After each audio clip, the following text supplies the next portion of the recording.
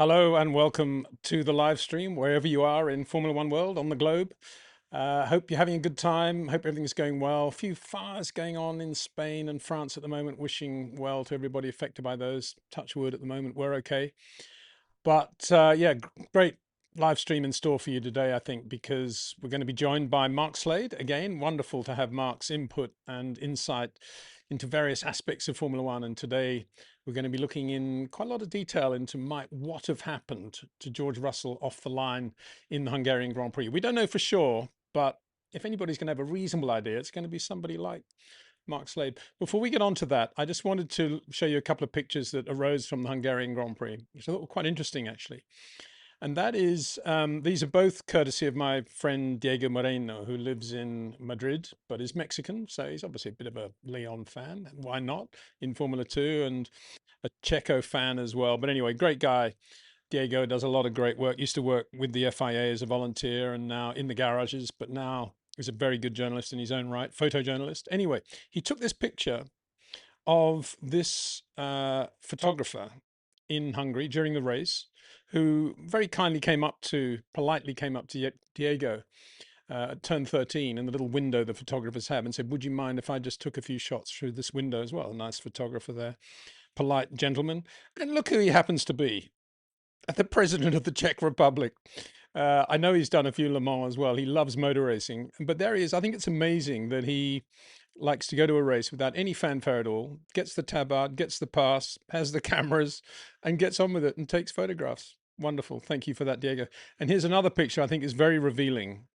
I was describing this to Mark actually just before we went live. And that is a shot Diego took in the FIA press conference room for the journalists after the race. And normally one driver gets there before the other two, or two get there before the third, or whatever. On this occasion, Max got there before the other two. And normally they sort of sit around and have the odd joke, I suppose. But I think that picture just sums up how the state of Max Verstappen at the moment. Absolutely drove flat out in the Hungarian Grand Prix from beginning to end in what was obviously a very difficult car. Finished second, amazingly, but shattered mentally and physically and ready for the August break. I think that's what that picture says. Anyway, for more on that, and indeed looking into other aspects of the Hungarian Grand Prix, welcome to the show, Mark Slade.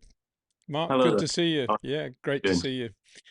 We've already posted on the community page the diagram you've created, which goes through what might have happened to George off the line. But before we get on to that, let's just talk about some more general topics and your thoughts. First of all, I'd just like to ask you about the McLaren resurgence in Hungary and the new floor, the upgrades. I mean, is it fair to say they're back now where they should have been at the start of the year, and we can look forward to McLaren winning more races this year? I mean, certainly they look very strong. Clearly, the new floor, particularly working in conjunction with that front wing that they introduced a few races back, is working very well. Um, the only thing I would say is that obviously Hungary has certain characteristics that might work very well with that new setup, and we'll have to wait and see whether those parts work as well on a different sort of track. So Hungary's relatively low speed, long corners. Um, is it going to work as well in high speed corners? Is it going to work as well on a circuit with sort of point and squirt type corners in terms of stability? We'll just have to wait and see. But certainly they looked a huge step more competitive than they have done recently. So that was interesting to see. What did you think of Max Verstappen's drive? I thought it was fantastic because he complained in qualifying that the car was deteriorating through that session. Didn't qualify as well as I thought he would do, given the type of circuit. And then in the race, I mean, I thought he drove nearly perfectly. I think he was the only driver who did really. Even Lando made that mistake early on, and Max just drove superbly well, managed his tyres well. I mean, going on the softs at the end was a brave move, but worked very, very well for him. And the manoeuvre he pulled on Lewis after the pit stops was just phenomenal. I mean, it was just opportunistic, perfectly judged. And as I said to you, I could almost imagine Lewis, whilst being very unhappy, almost thinking, "Well, hats off for that. That was superb." So Yeah, and given all that he was complaining about during the race, it was obviously very good. I mean, his two main complaints. The one he makes all regularly is about the downshifts. I assume it's the downshifts upsetting the car balance going into corners. But the other interesting thing he said very early in the race was that something to do with it's the dampers. And he'd mentioned that after qualifying that he felt the car was degrading during qualifying. And I think it's easy to assume that that might be an aerodynamic degradation. So as the aero parts get worn and torn, the fences under the front wing, the floor, the fences under the floor, you do normally see some deterioration in performance. But it seems that he might be saying that Red Bull have actually got a damping problem. And it might well be something they're aware of. And it could well be that as the dampers are getting hotter, particularly at the rear, or maybe they've just got a reliability issue with the valving inside the dampers. And it sounds like they've got an issue with basically the damping changing from the optimum initially over a fairly short period of time as well, because you don't do that many laps in qualifying. And certainly it was quite early in the race that he started complaining. So that makes me think it's probably more temperature than reliability. And he's not happy with the way the car feels once that change is taking place. In my experience working with the drivers that I've worked with, and you've worked with a lot more than I, and at a much more technical level, damping historically has always been quite a difficult thing for a driver to feel. Obviously, bump and rebound is kind of okay, I guess, but to disassociate damping from other things that the car's doing is quite a skill, right? Yeah, and it makes me think that it's probably the very low frequency damping that affects the aero performance of the car. And he's perceiving a change in the balance of the car. And because of discussions that they've had about the causes of that, and presumably damping has come up as one of those discussion points, I guess he's drawing a link between that. So he might not be correct, but he's drawing on the conversations he's having in the team, after sessions between races. And if they've got a particular issue that they've identified with damping, I'm guessing he's saying, oh, well, there's that feeling again that I've had before.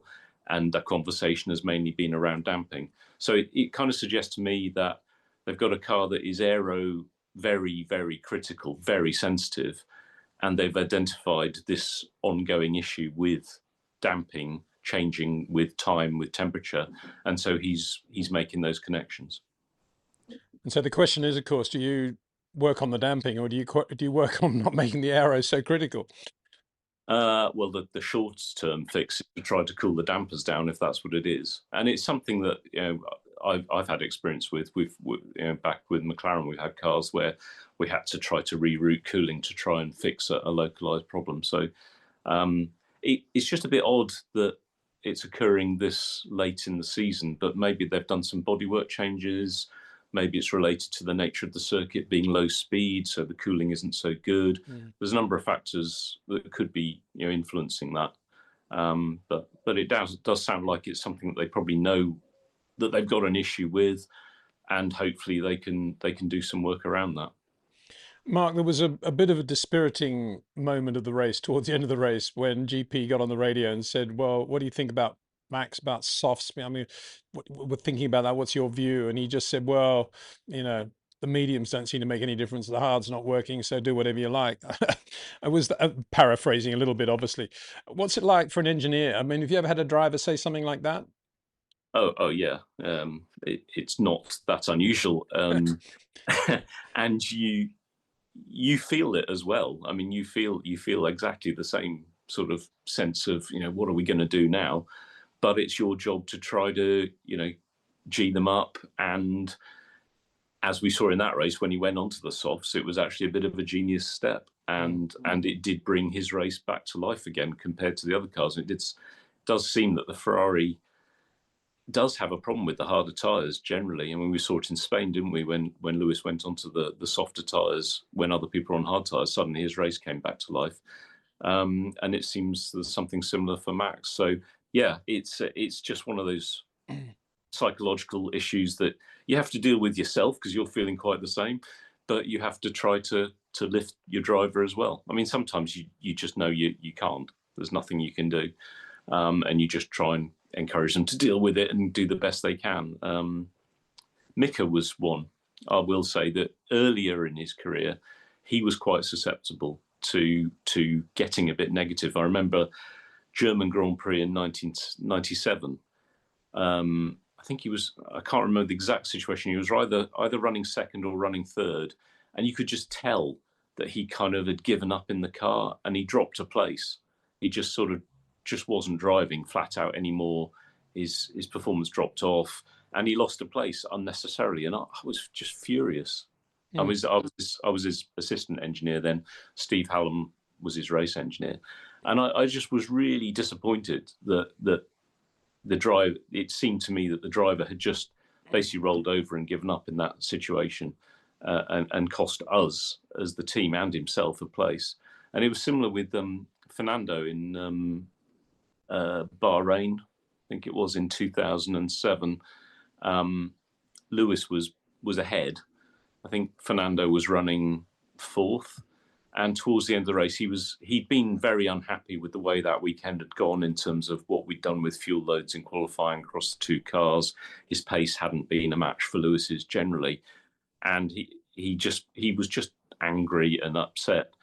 And towards the end of the race, Nick Heidfeld overtook him for that final position, which I think he lost fourth. I think he dropped to fifth. And I just couldn't believe it, because it seemed very clear that it was because Fernando was unhappy and he just wasn't driving fast enough.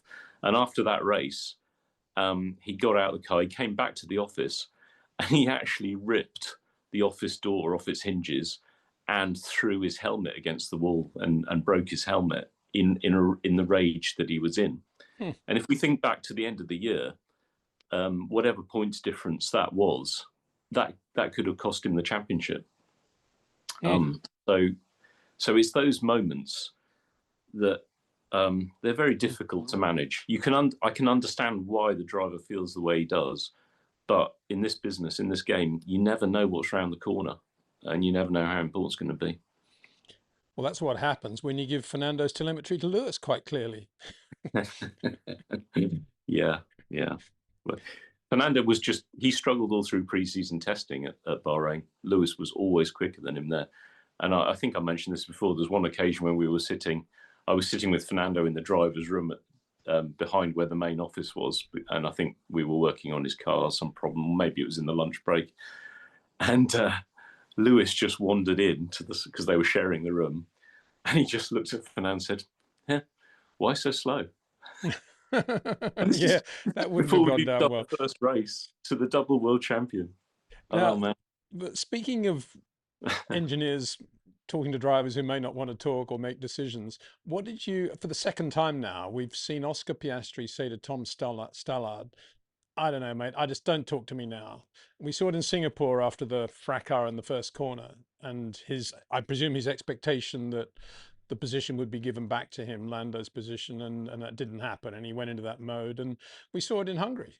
After the whole business with science, he felt that he'd been brought in too soon, and B, that they'd put him out in the traffic, presumably deliberately. And then Tom was trying to tell him about the length of the stint and how much he had to push the tires or not. And he just said again, don't talk to me now, Tom. I mean, what's that all about? Well, we know what it's about, but I mean, what do you think about that? Well, I think it's showing a weakness in Oscar, to be quite honest, because he's not showing the sort of resilience to problems that I think he needs to show. And within a team, it cannot be fair across the two cars, simply because of the fact there's one pit stop position for two cars. In IndyCar racing, each car has a pit stop position, so they're completely independent and can do what they like. In Formula One, the pit lanes just aren't long enough to do that. So it creates a problem. And so you end up having rules created about, who gets the advantage at pit stop time. Normally it's the leading car. You have, the teams will have in the contract that the driver has to do what he's told ultimately by the team. It's the team's decision at the end of it, even though they will try to be fair and all these sorts of things. But it just creates an underlying tension Mm. when there are two very competitive individuals in the cars. And unfortunately, I feel that he's kind of letting himself down a little bit by not only by allowing himself to get into a bit of a negative state of mind, but also because that it won't go down well within the team. You know, he's Tom is pretty much his best friend in the garage, the guy who is working 100% for him. And there will be times in meetings when Oscar's not involved in that Tom will be needing to defend his position, because these things do come up. You have to debate things sometimes. You know, the other side of the garage will be pushing for something to their advantage, and Tom will have to be fighting back against that potentially. It's just the nature of things. And so if Oscar doesn't keep Tom on board, and really it is that way round, because Oscar has the strength of position. He's the higher paid of the two, which normally makes a big difference. He has a position of strength within the team.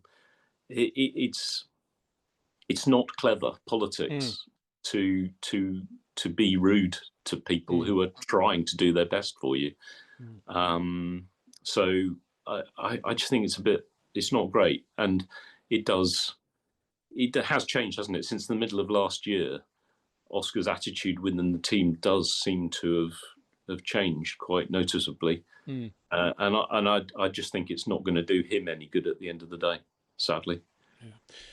By contrast, and I'd just like to get your thoughts on this before we move on to the George thing, but we're moving on to Mercedes now.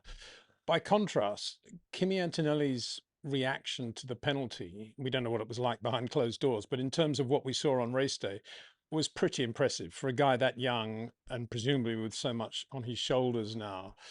Bearing in mind what actually happened with that penalty would have been enough to have driven drivers like Ayrton Senna and Nigel Mansell absolutely insane with rage, because basically, I mean, the irony is ridiculous, but again, it was Max that brought out the yellow.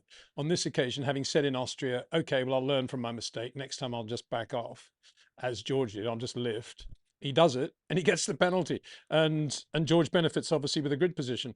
And yet he drove beautifully in the race. Again, just amazing, given everything, his age, given his inexperience, and given the pressure of the situation.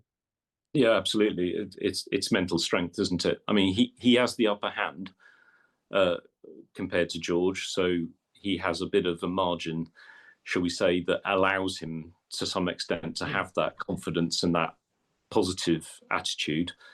But it's a measure of difference between, say, Oscar's position and Kimi's position. Obviously, if Oscar was in the position of leading the championship comfortably compared to his teammate, I'm sure he'd be a bit more positive about these sorts of things. But it's how you get there, isn't it? And I think one of the reasons Kimi is where he is because he's displayed that positivity from the start. You know, he had a bit of a tough time sometimes last year, didn't he? There were times when he didn't drive that well, and problems did get to him, and he was put in a weaker position through no fault of his own or by mistakes he's made. But he has just taken that on and delivered this year at a much higher level than he delivered last year. Yeah, that's what Oscar hasn't really done. Oscar did that kind of between his first and second years. He did step up noticeably at the start of last year, or maybe it was his third year. Can't remember offhand.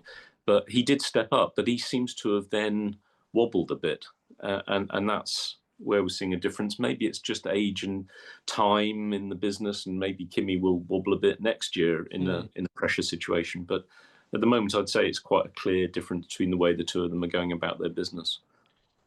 Right. Well, as I mentioned at the start of the show, Mark has very kindly created a drawing that I'm sure he'd be very bashful about. It's an animation. Well, it's not even an animation. It's a diagram of potentially explaining what might have happened to George Russell on the line in Hungary. We, swamped by the field in a Mercedes, which historically has made pretty good starts this year. It was sort of made one of Max's starts look bad, so it was impressive, look good rather. So in order to follow what we're going to talk about now, that diagram is in the community section of our YouTube channel. So it would be helpful, I think. I don't want to in any way tell people what to do, but I mean, that is there. So if you've got that diagram there next to you, you can now Well, first of all, ask Mark to go through it to explain what he's talking about, and then obviously we can have some feedback if you'd like to have some as well. So, Mark, that diagram, thank you very much. I'm going to put it on screen now as well. But thank you for doing that. First of all, you were a bit reluctant to do it, weren't you? Because you're going into sort of new territory in terms of trying to explain this graphically. But I think you've done a really good job. I mean, Okay. it even makes sense to somebody like me. But anyway, let's go through it from your perspective. Well, it's just I don't have great graphic qualities, so it's just a little bit homemade looking, in my opinion. But anyway, it really comes back to a couple of things that we heard around that start issue. So the first one was when Kimi mentioned in the post-race interview room that he said something about, oh, that'll be because George hit the top of the stack, which I noticed at the time and you commented on immediately afterwards. And to start with, I couldn't understand why hitting the top of the stack would be, this is the battery charge level, the top of the pack, sorry, that he's talking about, hitting maximum charge.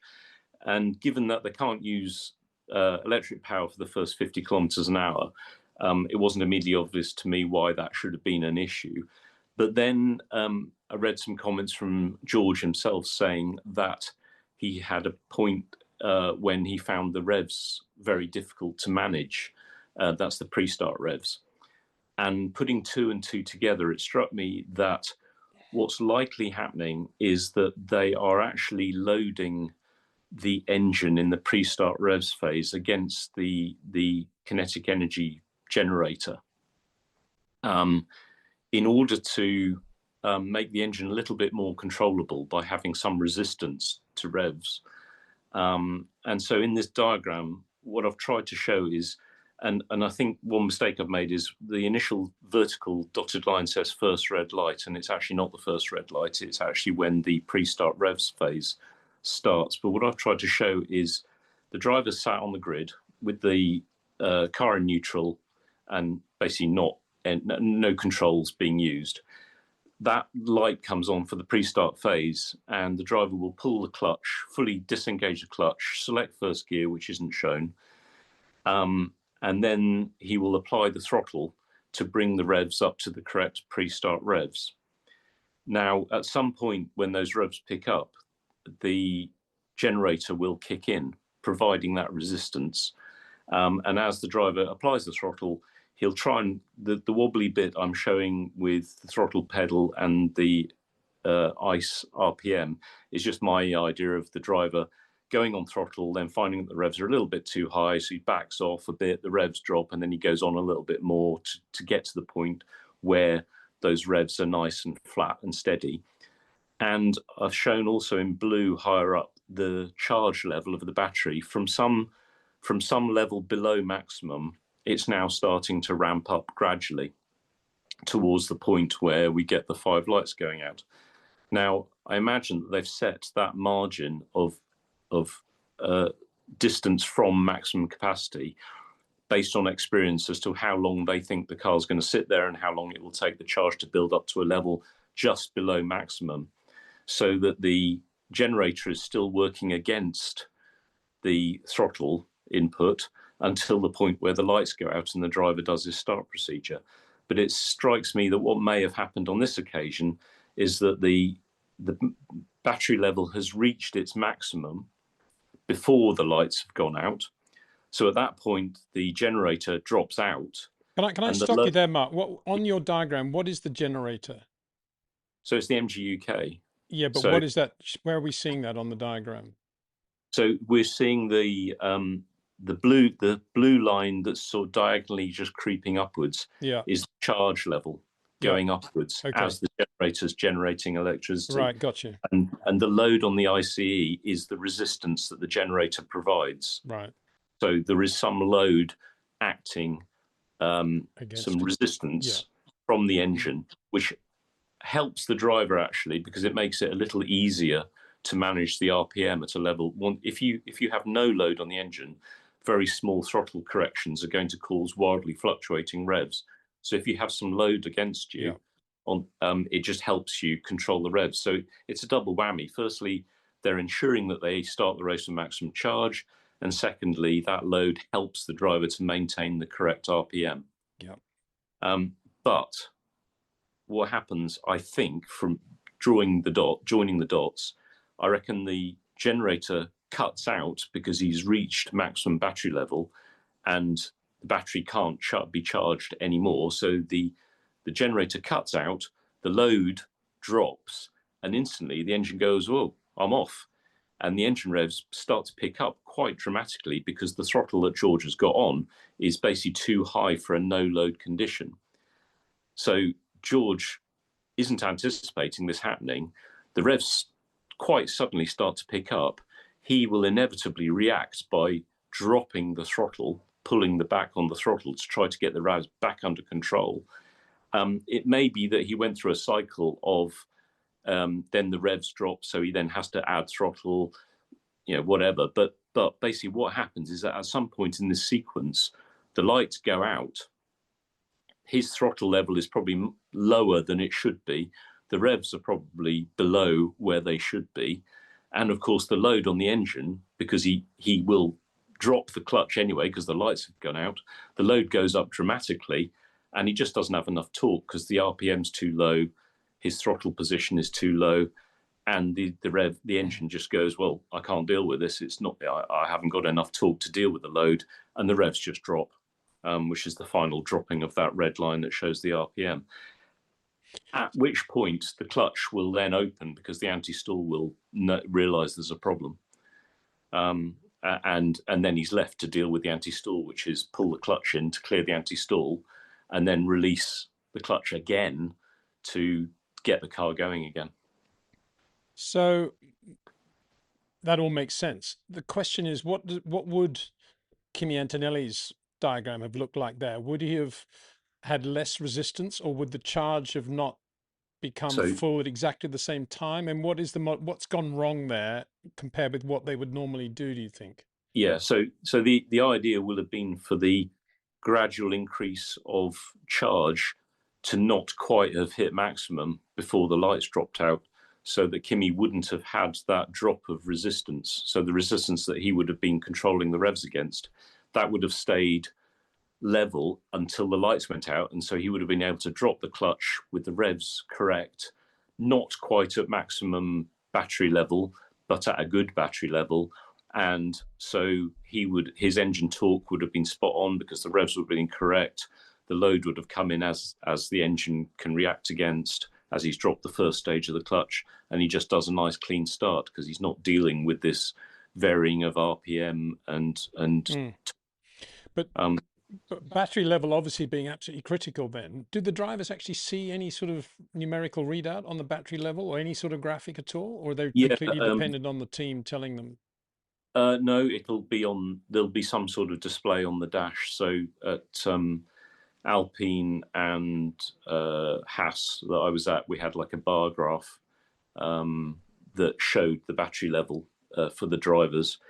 You can overcomplicate it because there's like total battery available, and then you can also have lines showing sort of the minimum maximum charge that the engineers actually want and the variation in charge. But basically there'll just be a bar graph, and I would imagine possibly a numerical display of the charge level, and I imagine that they'll probably be giving the driver a target level for when he comes to a stop on the grid, that gives them enough margin to build up the charge whilst he's in the pre-start rest phase without hitting that maximum.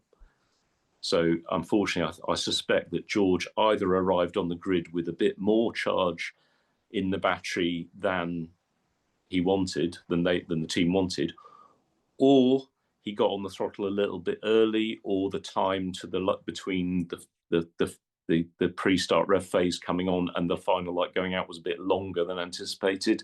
And so somehow he's got to the point where the battery has reached maximum too soon before the lights have gone out. And so the generator has dropped out and the load on the engine has reduced, allowing the revs to pick up dramatically. And then George is in the position of trying to recover that. And probably almost in the same instant, the lights have gone out. So he's got to deal with that as well. It sounds like there are so many variables, so many balls in the air there, that it's shocking that more teams and more drivers don't have more problems all the time. And it's even more shocking that if there is going to be a problem like that now, that it would be George Russell in a Mercedes, which appears to be pretty bulletproof in that respect. It's extraordinary how something could have gone so drastically wrong in that one race. Yeah, but as you say, it is very complicated. Remember that the drivers are trying to arrive on the grid, doing a certain number of burnouts so that the tyres are at the right temperature. They've probably got to do a clutch bite point at some point prior to the period that I'm shown in this diagram to get the clutch to the right temperature. There's a lot going on. There's a lot for them to think about, and this is just one more thing. And they don't necessarily need to be doing this. I think there's a good chance that the reason why they're doing this charging in the pre-start revs phase is to make it easier to hold those revs, because they could just arrive on the grid with a higher charge level and not do this potentially. So they're trying to get an advantage out of it, I suspect, by making it easier to manage the revs. But it's that balancing act, and on this occasion they've got it wrong. But I agree, and I imagine that all the Mercedes drivers are doing it, and probably all the other drivers. It's probably something that everyone is doing, because Mercedes won't be the only people to have thought of this, assuming that this is what's happening. Of course, this is all, unfortunately, this is all somewhat speculation, but I think based on the comments that we heard, there's a good chance that it is what's happening. But yeah. And what you're referring to there, just to be absolutely clear again, is this business of the resistance and the load Yeah. on the ice, and that Yeah. you called that a double whammy. So what you're saying is you think all the teams are doing that to some extent, but maybe not that much, not as much as Mercedes. It's difficult to say, but I would imagine they're all trying to achieve much the same thing, and it was just a matter of time before someone got it wrong, unfortunately, and this occurs. Yeah, it's tricky. It's very tricky. I mean, it's quite a clever thing to do, I suppose, but maybe it's something that was obvious to them early on that it was something they were going to have to do Yeah. to make it manageable. But even without this, managing the RPM is very tricky for the drivers. That's why the teams are doing practice starts almost continuously through the weekend. Pretty much every time a driver goes out the pit lane during practice, he's going to be practicing his start. He'll have practiced potentially in the simulator. He might even have some sort of. We used to have a clutch target simulation in the car that the drivers could go through before they even fired the engines up, before going out to the grid, to make sure they're hitting their targets. So it's one of those things that you're always working on, and there are a number of variables, and it's quite impressive to me, actually, how good a job all the drivers do of managing all these things and getting great starts. We know whether you're on the clean or dirty side of the grid obviously has a big effect on clutch point and rear tires and burnouts. But do you think what side of the grid you're on also affects what we're talking about here as well? It probably won't be affecting the sort of target charge points, but what it will be affecting is the clutch bite point that the driver will be targeting in terms of his percentage drop and the throttle level that he's trying to achieve for that precise moment. And that will have been things that the engineers will have checked, the starts from the grid that they do at the end of practice sessions, previous knowledge, and they'll have fed him a couple of targets there for throttle and clutch drop that he would have been trying to achieve, which makes the fact that he's had to deal with a situation he wasn't expecting even more tricky. Yeah, I can't remember exactly. I'm just trying to have a look and see whether or not he changed the side of the grid that he was on after the penalty, because he eventually started on the, where are we? On the dirty side, and he had a three, and well, it's too complicated to work out. I've got a feeling he was on the clean side, and then he was moved to the dirty side. But again, there should be enough data to have covered that, Yeah. correct? Yeah, absolutely. Yeah, I mean that's not. There tend to be so many penalties handed out these days that it's not unusual for your grid position to be moved. And yeah, the information from the control systems engineers will just have adjusted to try to deal with that as best they can. Yeah. Mark, thank you so much for that.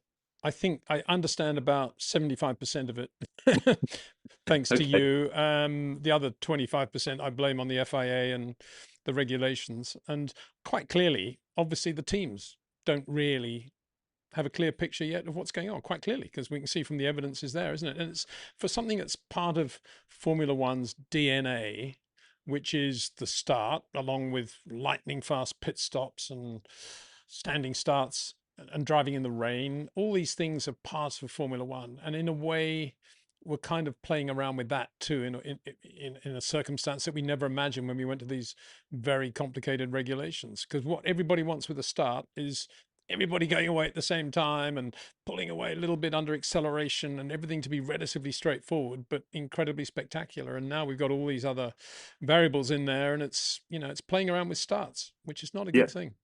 yeah. Again, I think it's part of the hidden complexity that, you know, general audience doesn't get to see, doesn't appreciate is going on, and that's why, you know, being a Formula One driver in particular is such a complicated business these days. They have a Yeah. huge amount of things to balance.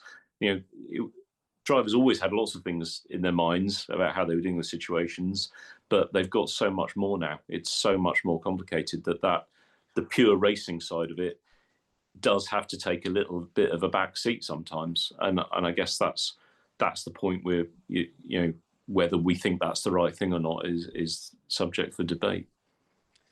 Right. Well, thanks so much again, Mark. Let's get on with some questions because we've got a lot to go through and have a look at. First is from Srianyan Rathan. Thank you very much for that. Hi, Peter. Hi, Mark. Do you ever observe the way a driver comes out of the car and celebrates if they had a win? Can you share any? There's no, I can't see the rest of that question, but I'm sure it's saying, you know, can you share any specific memories of that and what it's like after a win for you, and the way the driver gets out of the car, how he celebrates? I mean, Fernando, we know, had that thing when it was all going on for a while, didn't he? What are your Yeah. thoughts on that, Mark? I it's not so much when he first gets out of the car. For me, it's sort of the just general impression through that whole stage, and even when he gets back to the garage. I mean, the two that stand out for me, or we'll say three, is Mika's first win in Jerez in '97. I mean, he was just so ecstatic.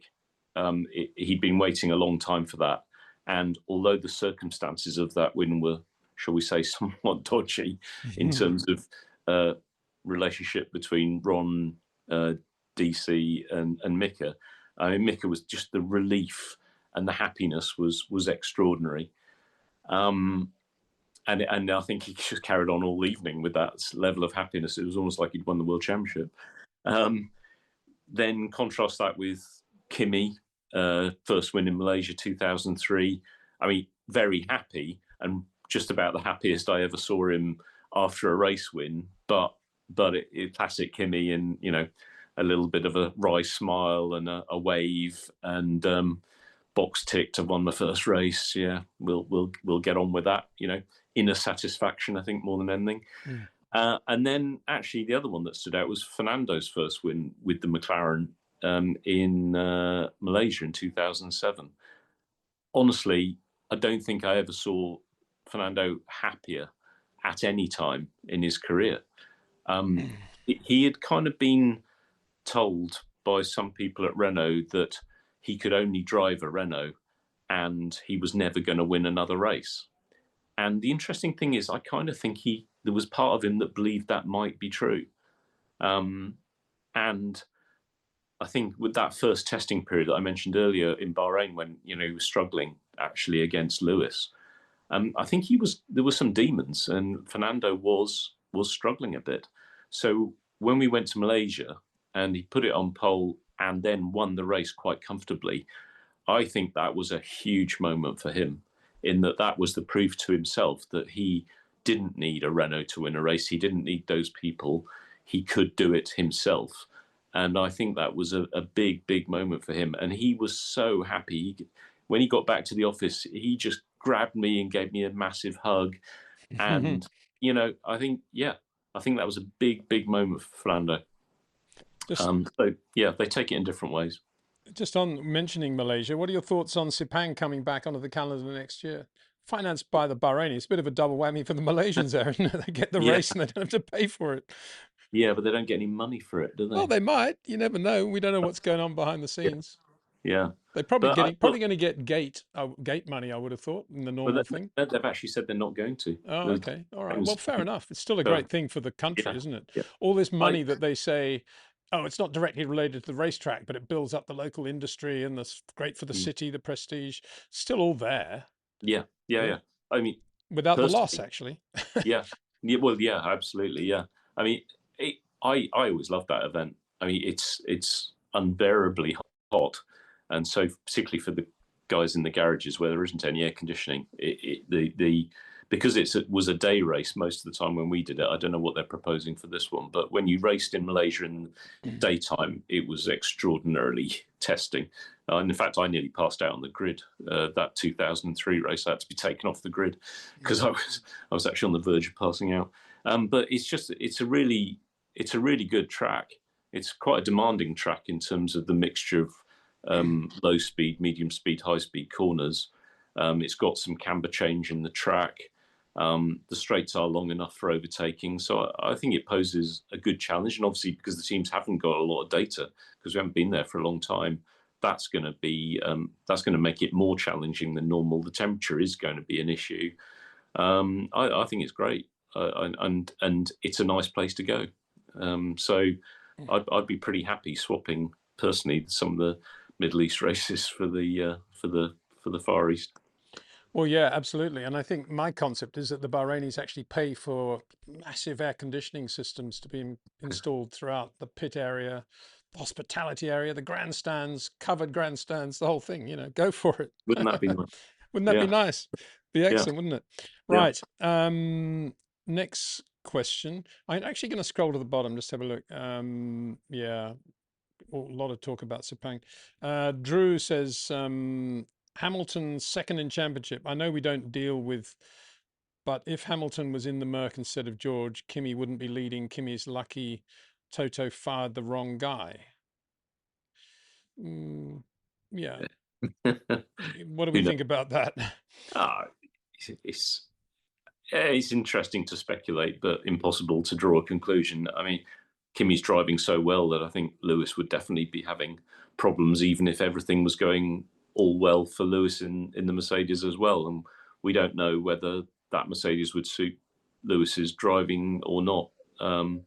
So it's impossible to speculate. But I don't think the wrong guy's in the car. I think Kimi is doing an absolutely fabulous job, and Yeah. that's what in the championship. But I think Lewis is doing a good job, but he is making a few mistakes, as have the team. But a lot of them I think, are his little mistakes, and it's costing him at the moment, isn't it? But then he's pushing really hard as well. Yeah, I mean, there was a big difference, I thought, between, for example, the way a Bono or a GP talks to their driver when a quick car like a Piastri on a push lap is about to catch you as you cross the finish line at the end of your qualifying lap, which is always a difficult moment because you've just done your qualifying lap, but then the engineer has to tell him to move over and get ready. But there was none of that for Lewis when Piastri was catching him, and it was just a shock to Lewis when Piastri went past, and he gets on the radio and says, oh, was Piastri on a push lap? It didn't even, they gave him no information at all. And I think that has to be borne in mind. There still seems to be some sort of serious gap between Lewis and what he needs to know and what they're telling him. And it Uh, was the same thing with the safety car line, was it not? Would you not be saying, if there's a big chance that somebody like Antonelli is going to be alongside you coming out of the pits, that you would warn your driver or not? well, there's two things I would say. Firstly, to be fair, Lewis has a bit of a history of not having great awareness of the potential for cars to be behind him over time. So he was one of the drivers when I was an engineer and I saw my driver coming up behind him. He was one of the drivers I'd be more concerned about, because I think whilst you expect the team to keep you on your toes as a driver, I think a lot of the drivers do have a certain awareness as well and are helping themselves by keeping an eye out for other people. And I'm afraid Lewis, I would say, has a tendency to forget about that aspect and rely completely on his team. So what that means is it's harder for his team than it is for potentially for another driver's Mm. team. So I think he should take some responsibility, I'm afraid. In terms of the safety car line, yeah, I think as he came out, he may well have been told, I don't know, that it was going to be close with another driver. Certainly he would have seen the other driver, I guess, because Kimi was ahead of him, wasn't he? And he just pushed for it. I think he did the right thing, to be honest. He pushed it to the line, and you can't lift off immediately. He just went for it, hoping that he got to the line first, and unfortunately he didn't quite make it. Whether the pit entry phase could have been quicker, whether the pit stop could have been quicker to put him in a better position come that point, I don't know. I don't have the data to look at that, so that's a tricky one. But I think he did the right thing in as much as he pushed to the line to try to get ahead, and then, as far as I know, there wasn't an awful lot of debate once he knew that he had to give that place back. Could the team have done more? I'm not sure in that phase. So I'm going to defend the team a bit more than maybe you would in this situation, and Well, put certainly yeah, on the yeah. one I on don't Lewis. know. I just listened to the other radios as well as obviously Lewis's, and it just seems there are more sort of direct instructions to drivers that do have the experience already, like Lewis, and but they're still treating them almost as if they're a rookie. Do this, do that, and it's sort of ignoring what the driver's saying. Just make sure you move over, and you don't get that feeling of that happening at Ferrari. But here's another question for you, Mark, on that subject. What do you make about him being zero point 0.1 kilometer over the speed limit in the pit lane? Yeah, that's 0.1 over the speed limit. So Yeah, you, but that's again, I mean, teams got to build a margin in, right? well, it depends why he's 0.1 over. Is it because he just braked too late and carried a little bit too much speed over the line before he got under the limiter? So it isn't necessarily the case that the limiter was set too high. It may just be that he was a fraction over the limit as he because you have to go just below the limit level and then you accelerate into the limiter. And it might have been Lewis's fault that he just carried a little bit too much speed over that first speed trap. So again, without knowing what that is, it's difficult to say. But normally you would set your speed limiter something like zero point 0.1, 0.2 k's below the speed limit, so that you don't go over it. So that's my feeling, is that I think it's more likely it was his mistake, personally. But I A don't know. lot of penalties coming his way at the moment, and I know a lot of his fans will be thinking there's something afoot, really, but it's pointless going down that path, isn't it? Yeah. Drew is continuing, Peter, irate because George Carr has all these issues, not Kimi. His side of the garage is less competent to win a championship than Kimi's side is. Kimi's side is a sixth championship. Yeah, well, I'm not sure I agree with that. I think Kimi's, for whatever, I mean, Kimi's had his fair share of problems, hasn't he? And it's not as if he's been problem free. He's done very well in dealing with the problems, and Hungary was a good example of one of the problems being, a penalty, and not letting it get to his head and doing an extremely good job. And I Yeah. think we've gone down the path before of, I don't think these teams ever say, well, we're going to give all the best bits to this driver and we're going to try and screw the other driver. It never happens. Not at that level of operation. Would you agree with that, Mark? Completely. Yeah. It's not in the team's interest to do that. So I've not experienced it. And I'll have all the Lewis and Fernando fans raging about that, but I can say that the team gave them both the same equipment, and I'm sure that's absolutely true. Now, I think maybe George has had a little bit more bad luck, unfortunately, than Kimi, but as you say, Kimi hasn't had none, and it's how they deal with it is crucial, which is kind of what we're, again, the contrast between Lando and Oscar, or Kimi and Oscar as well, comes into it. You just have to pick yourself up and push on. There's one thought that occurred to me. I was recording something this morning about some old documents, and I came across a letter that Jean-Marie Balès wrote to the president of Honda before the final two rounds of the 1988 World Championship. Basically, in a very condescending way, saying he hoped that Honda would ensure that both drivers had equality and all this stuff. Obviously, wound up by the French and everybody behind Prost and all the press that was going on at the time, and Balès fell victim to it all, buffoon that he was. But it's certainly going now to back to the Cosworth days. One Cosworth engine was always slightly different from another, and one builder was slightly different from another. Do you still think today, ultimately, if you're at McLaren, for example, and you're a Mercedes customer, do you still think there will be one engine that might be better than another, or do you think they're all absolutely the same now these days? No, I'd imagine that there might be some very small differences between them, and that will have been measured when those engines were on the dyno when they were first signed off. The way that used to be dealt with, I think at McLaren, was that the Mercedes engineers used to draw lots or toss a coin Wow. for who got which one. So Wow. it was done as fairly as you could possibly make it, because ultimately there is no other way of dealing with it. When you've got one engine that's got 2 horsepower more than another, everyone wants that one, don't they? Another situation that arose when I was at Renault was that in the first years of the fuel flow meters, those flow meters their performance used to change with time, and you'd end up with one flow meter that had significantly more flow allowance than another one. And again, what we used to do at Renault is we used to alternate those across the cars. So one weekend, and I'm talking, I think I remember one being almost 10% more flow. So yeah, that's basically 10% more power. It was huge, Hmm. and you'd swap them across the cars from race to race, which then became a subject of discussion, because then it'd be like, yeah, but at this race the power course is more than at this other race, and you just get into this impossible level of debate about who Yeah. should get it where and when, until the FIA say, hang on, can we have that fuel flow meter back so that we can recalibrate it, please? And then it would come back to you, and you'd run it again the next time, and it would actually be the worst flow meter you had the next time you used it. So these sorts of things go on in the background. Mm. And in my experience, teams have always been as fair as they can be, but you can't always be fair.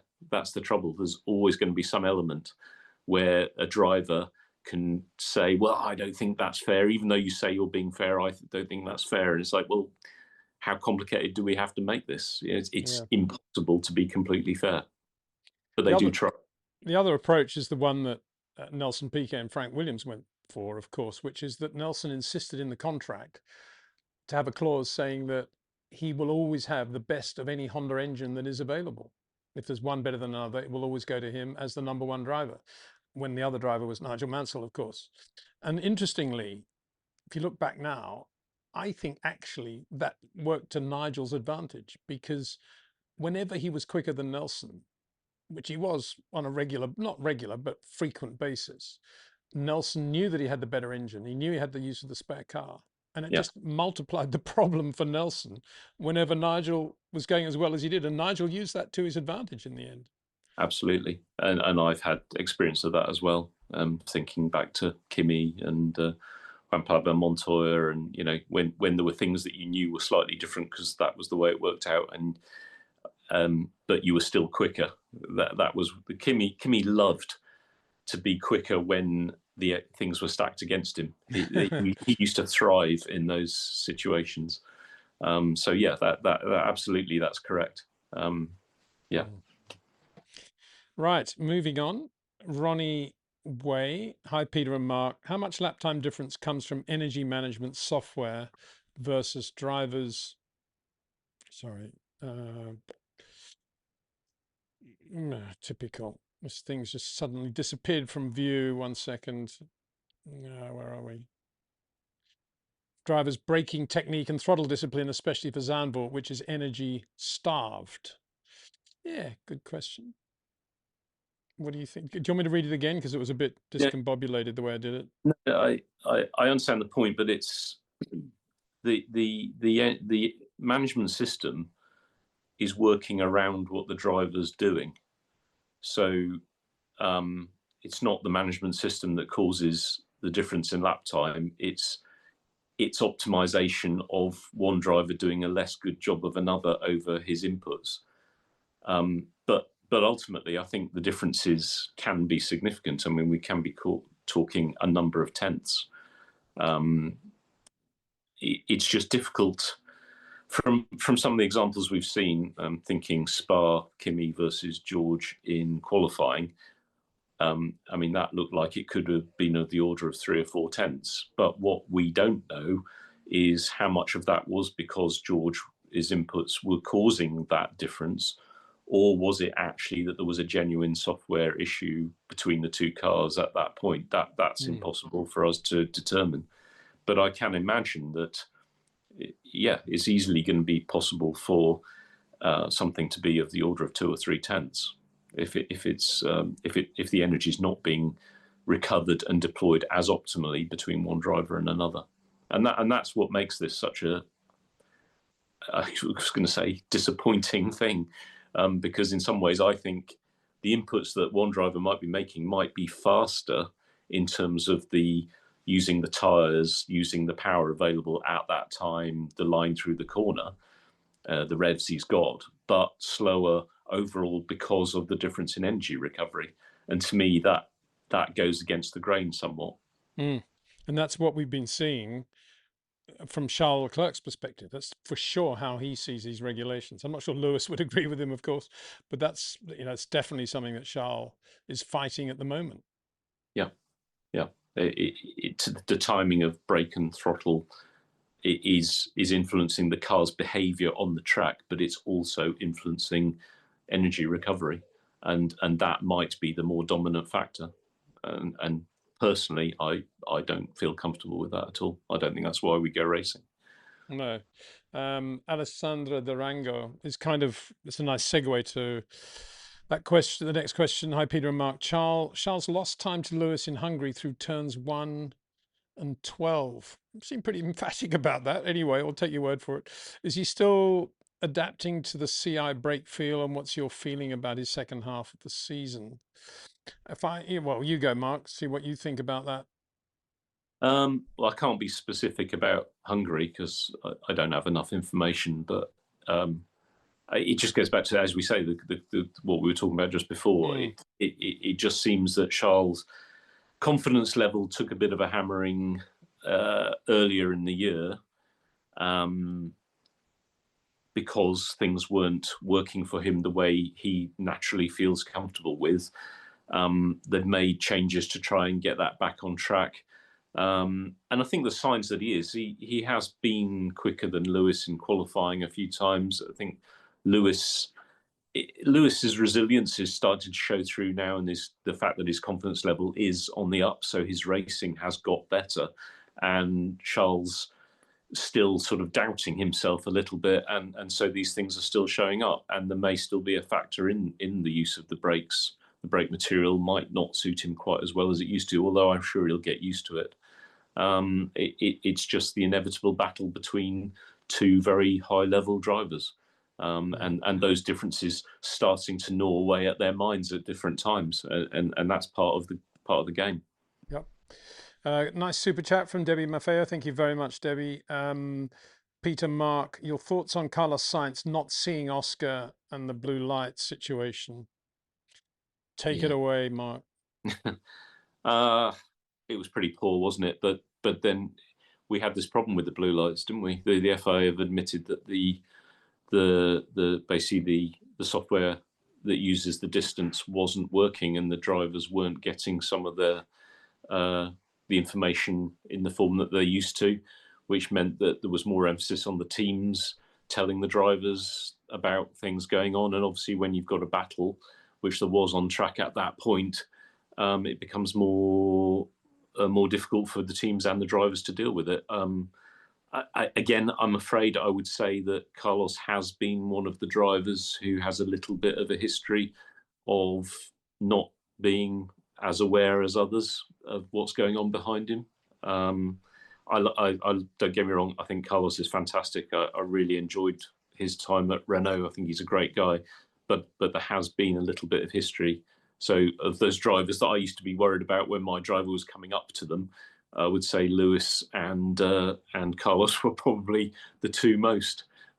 Years gone by, it used to be Nico Rosberg. He was one of the drivers that you didn't want to come across on your qualifying lap, or just be ahead of you as you're starting your time lap. But I think the teams were put in a difficult position by the failure of that system, which shouldn't have happened.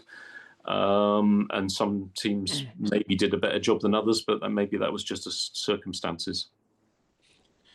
Yeah, I mean, obviously, I think Mark's 100% correct there in terms of the blue flag. I do think that blue lights. I do think that Carlos is.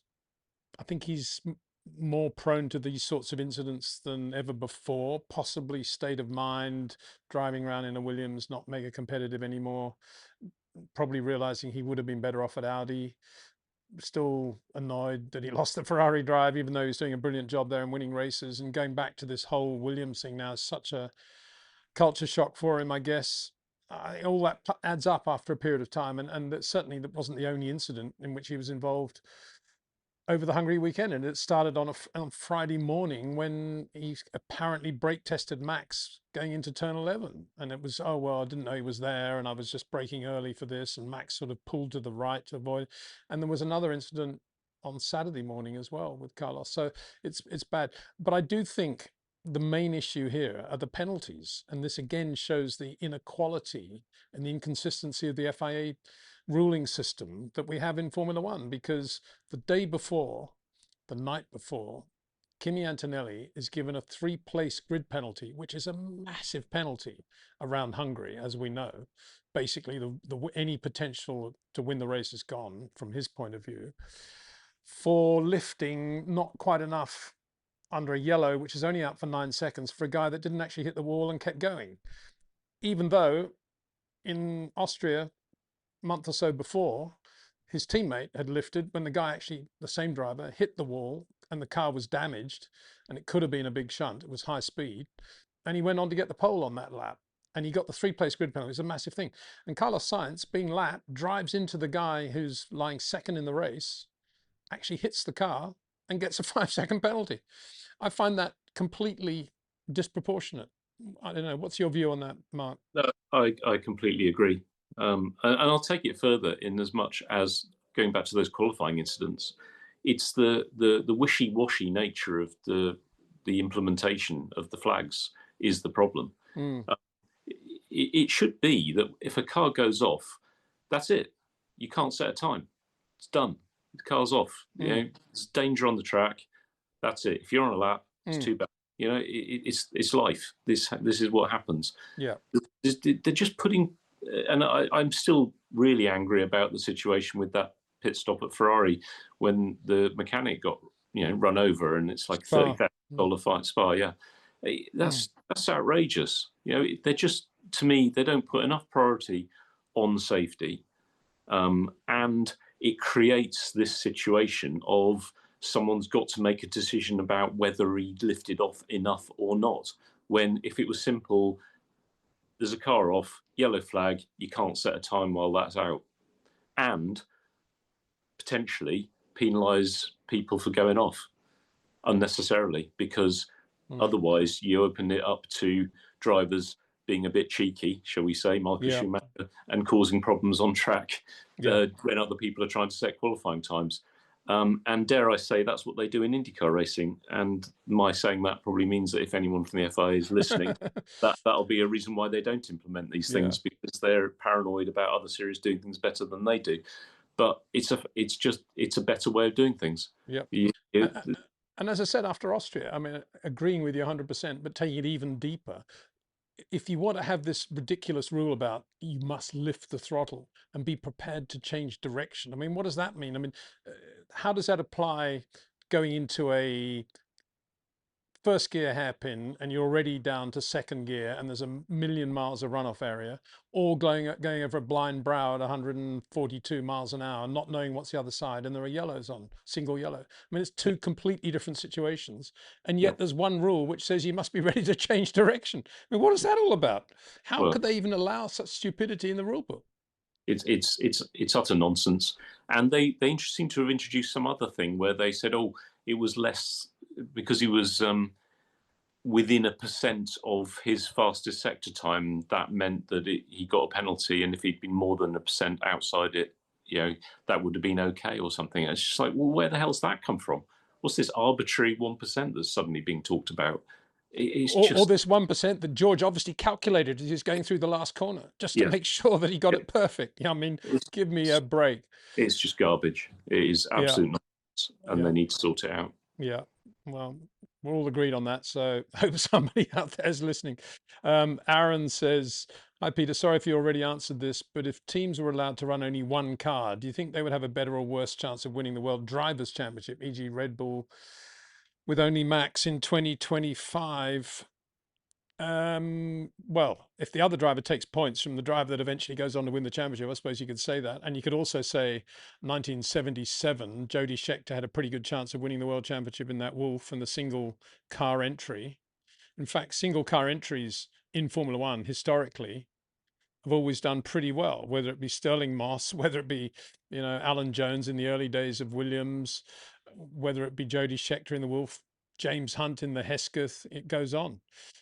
Single car entry. What does that mean, actually? It's interesting, isn't it? Because Scuderia Centro Sud entered Giancarlo Baghetti in a factory Ferrari, but it was a single car entry, if you like, for the 61 French Grand Prix. And he won it. And it was his first ever Grand Prix. So it doesn't get better than that. But I mean, it's so far away from the Formula One we know now that Bernie created in 81 when he said everybody has to run two cars at every race and you got to build your own car. That's it. That'll stop anybody coming in and taking a slice of our cake. And here we are. We still have that.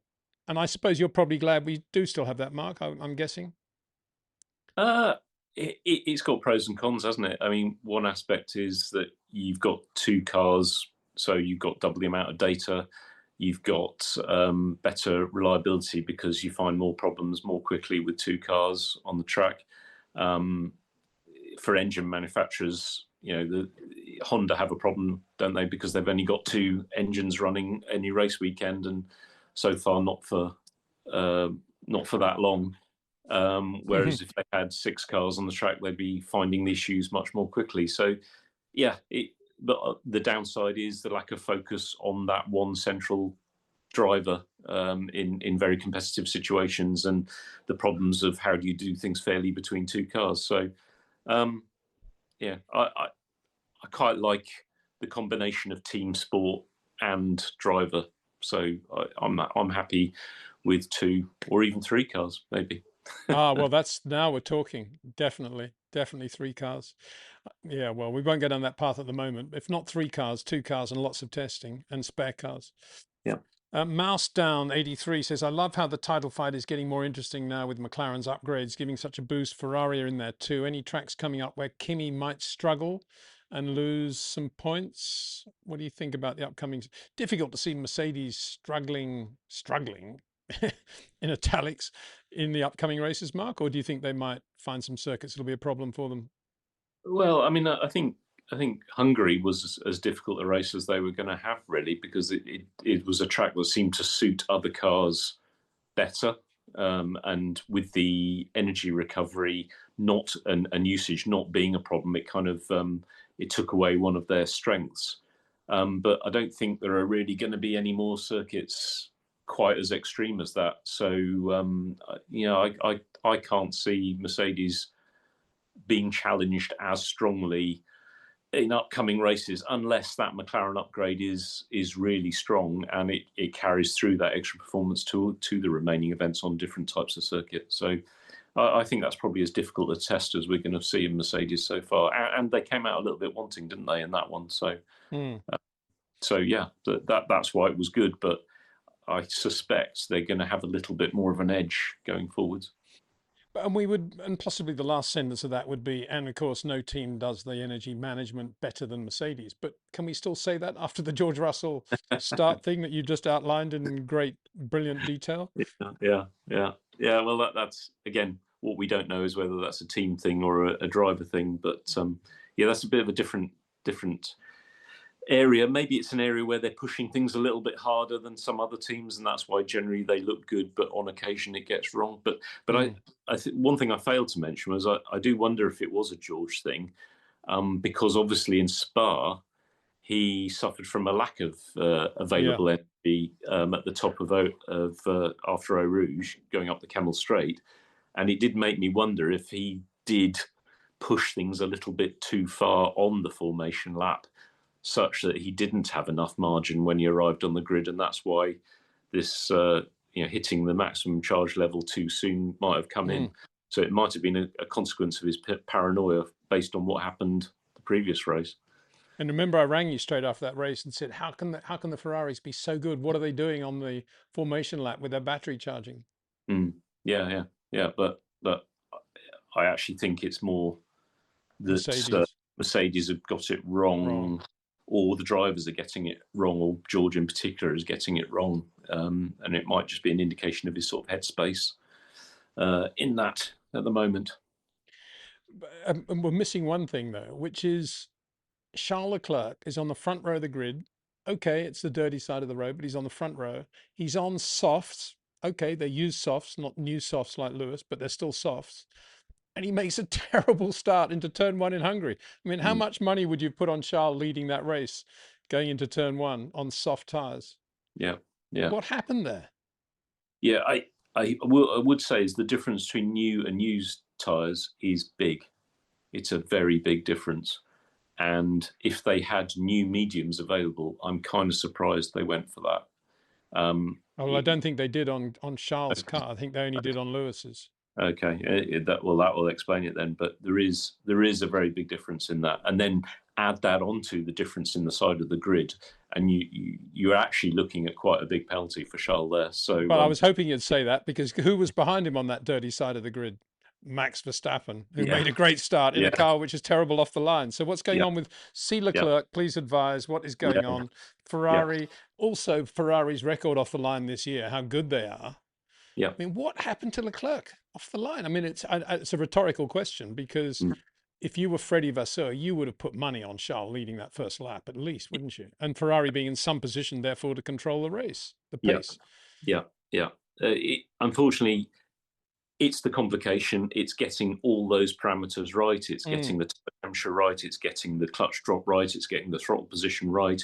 It's the engineers giving the driver the right targets. It's all those things, and sometimes it goes wrong. I mean, Kevin Magnussen was one of the best starters I've ever seen, and I can't remember where it was, but we'd had a particularly decent qualifying. Fully expecting another storming start from him, and of course that was the day he did a crap start, and we didn't get what we'd hoped for. And unfortunately, that sometimes that is the way it goes. You think you're in a great position, and then it just doesn't work out. So, unfortunately, I think Charles just didn't do, or that Charles and his crew didn't do as good a job as they normally do, and Max did a particularly good job with his crew, and it worked out. Well said. Anabas says, hi, Mark and Peter. I think Lando's having a solid season this year, leaving Oscar in the dust. I'm not sure Oscar would agree with that, but anyway, I know what you're saying. And what are your thoughts also on the Aston Martin upgrades? So can I just throw in my little bit about Oscar and Lando? I mean, first thing is, Lando went basically a second lap quicker, didn't he, when Oscar went in? So on the hard tyre, definitely Lando had the advantage. On the medium, Lando was a little bit asleep, and Oscar did a very good opportune pass on lap one, and then did a good job on that first stint. But then, in general, Lando looked to be using less car, less road to be doing the Oscar lap time, and his rhythm and his movement in the car was just fabulous to watch. Whereas Oscar's still looking quite long, and long corners, and quite a little bit wider, and even a little bit spikier than Lando, and doesn't seem to be developing in that area. And let's hope, what Mark was saying earlier, that psychologically now he doesn't go down into a spiral that we saw after Singapore last year, and then he can just lift this up in a sort of Alan Jonesy, Frank Gardner, Mark Webber, Australian laconic way, and shrug it off and get on with it. That's what I hope happens there. Aston Martin, I mean, you add to that, Mark, and thoughts on the Aston Martin upgrades that you saw? Yeah, I agree with what you've said about Oscar. I think when Lando is happy, he's super quick, isn't he? And we've seen that Oscar last year, when he had the upper hand, Lando clearly wasn't happy. And Lando managed to turn that round. And as soon as it kind of, the pendulum swung the other way.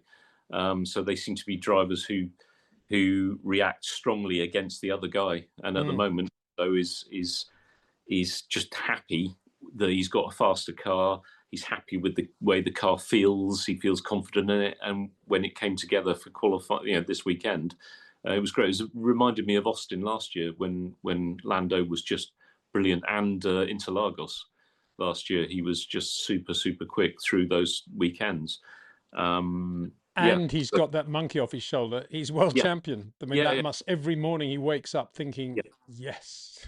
Absolutely. I remember going into 99 with Mika after he'd won the championship in 98. I mean, in Melbourne, he was so fast. It was incredible. And he was so happy to be world champion.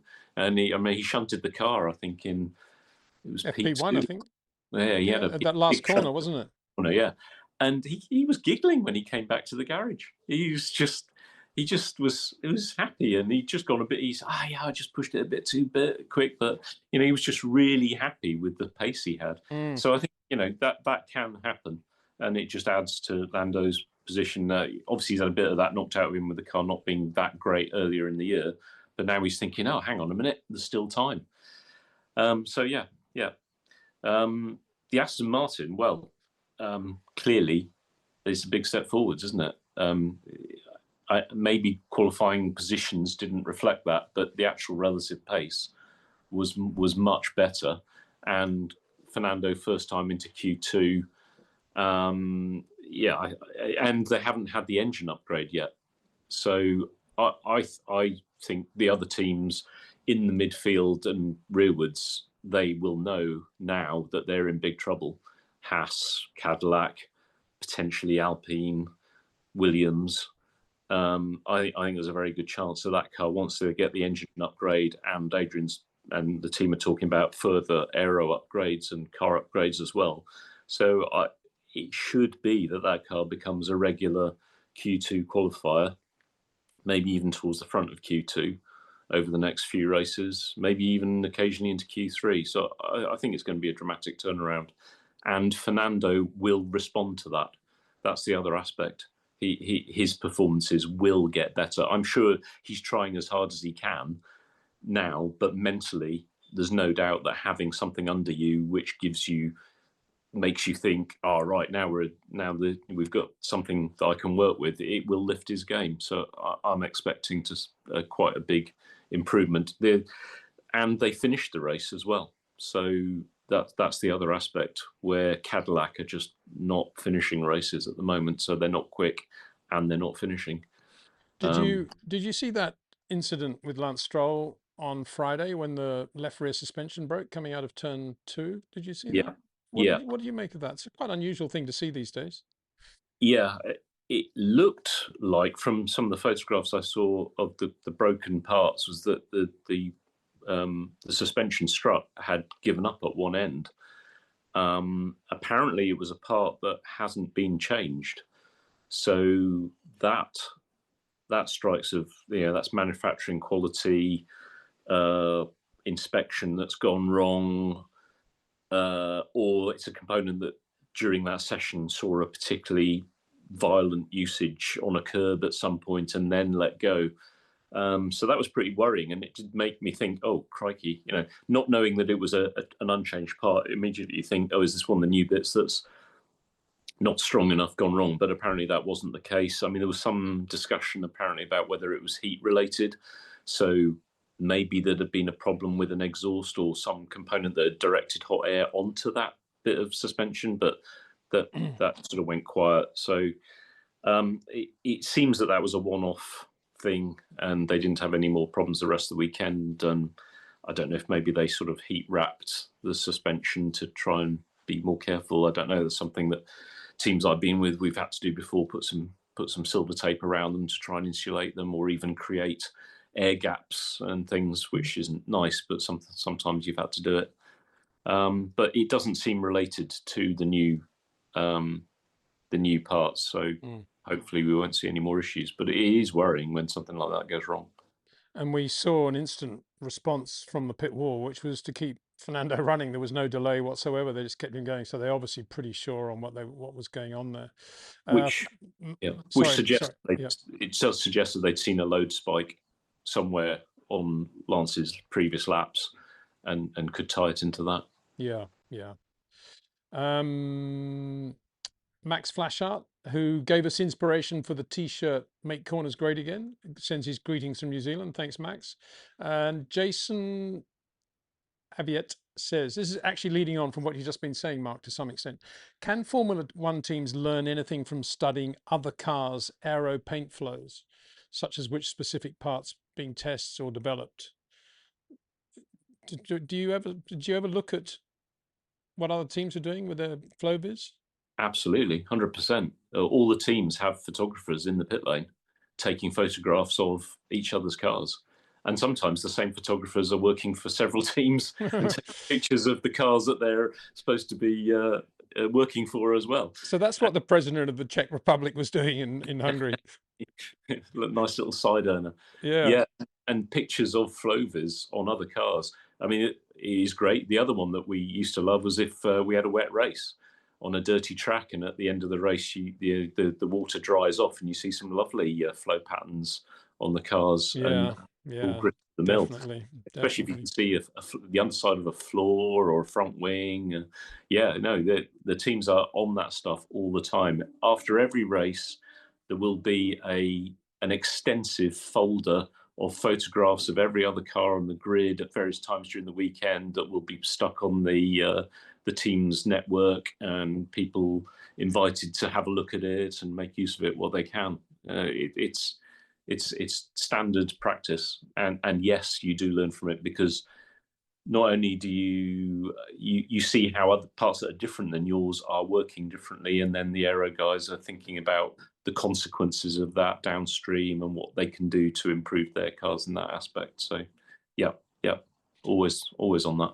So what you need to do then, Mark, obviously in your retirement from Formula One now, hopefully not, retirement's the wrong word, whatever, sabbatical, because you're too good not to be involved. There's no doubt about that. But hopefully one thing you could do, a bit like Otmar Safnauer, who when he had a bit of a pause, went about designing that or creating the whole business of cars located on the lap, and that's something that Otmar should take credit for.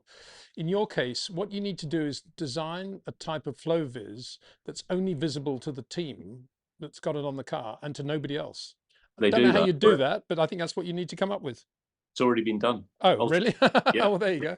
Yeah, teams use it now, and you shine ultraviolet light on it, and it shows up the flow. And that's exactly why they've done that, to stop other But teams. why then do you still see teams with green all over them then? What's that all about? I think if you're in a hurry, you'll get a more instant picture, literally, of it. So, and I think the ultraviolet stuff maybe doesn't work quite as well. So oh well, there's still room for an engineer to hone it then.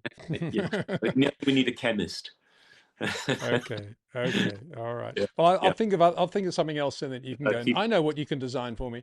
How about a fan that at whatever speed it runs makes no noise whatsoever, completely silent running fan?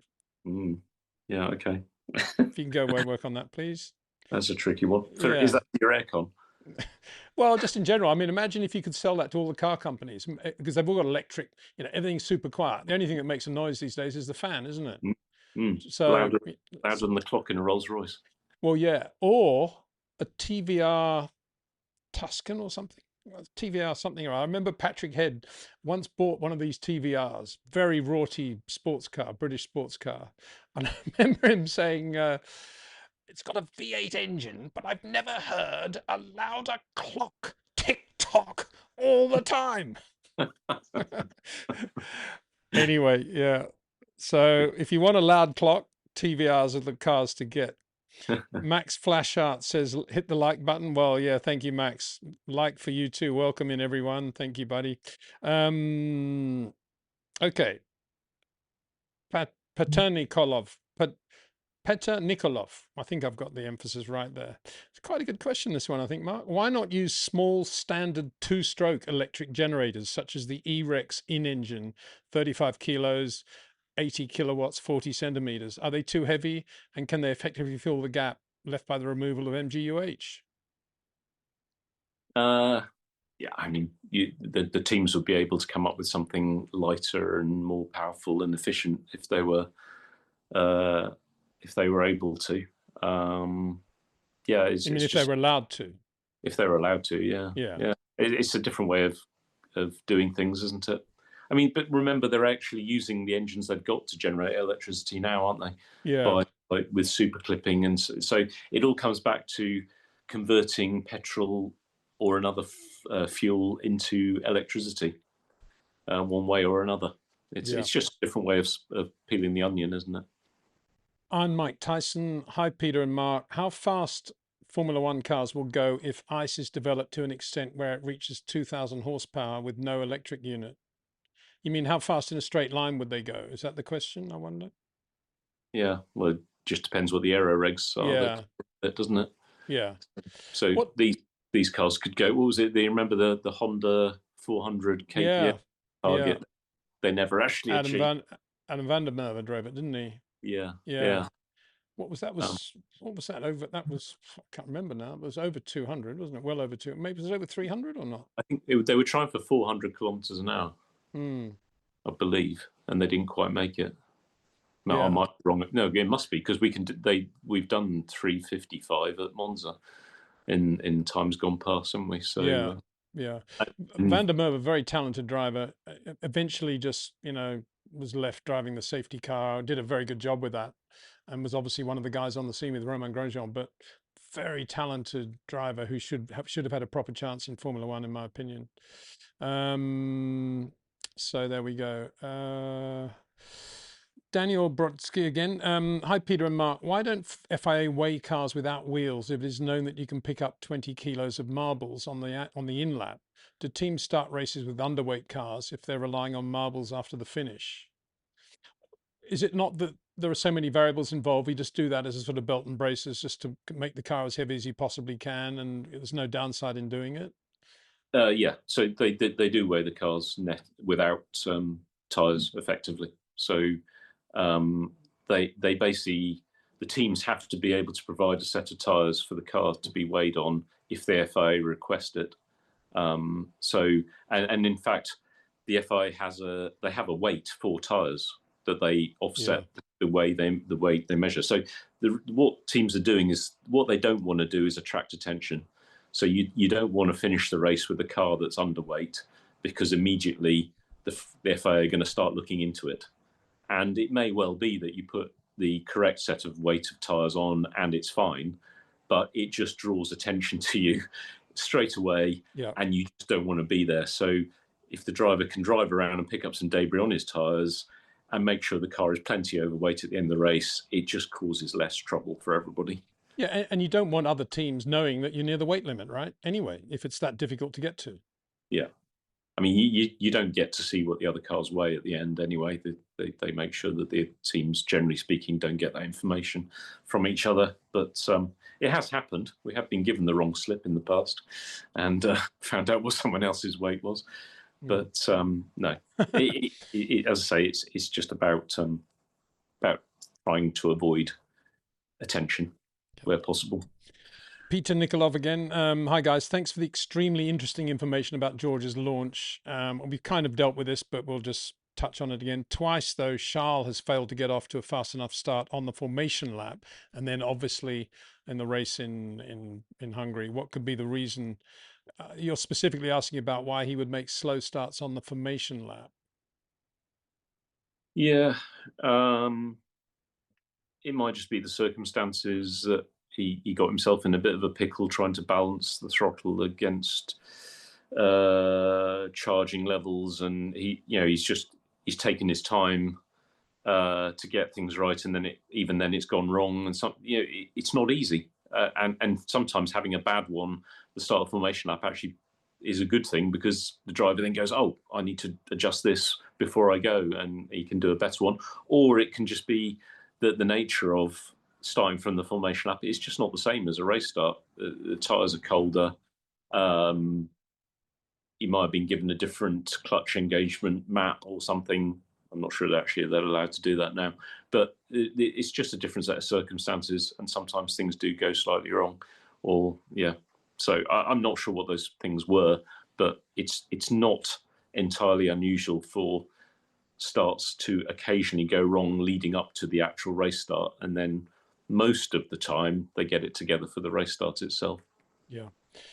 Rasmus wants you to go a little bit deeper into the question of Lewis relying quite a lot on his team to tell him what to do. Do you think this is so he can remove things, so he can concentrate on putting his, so he can just concentrate on his driving and just put trust in his engineer, and he's just being very systematic about it?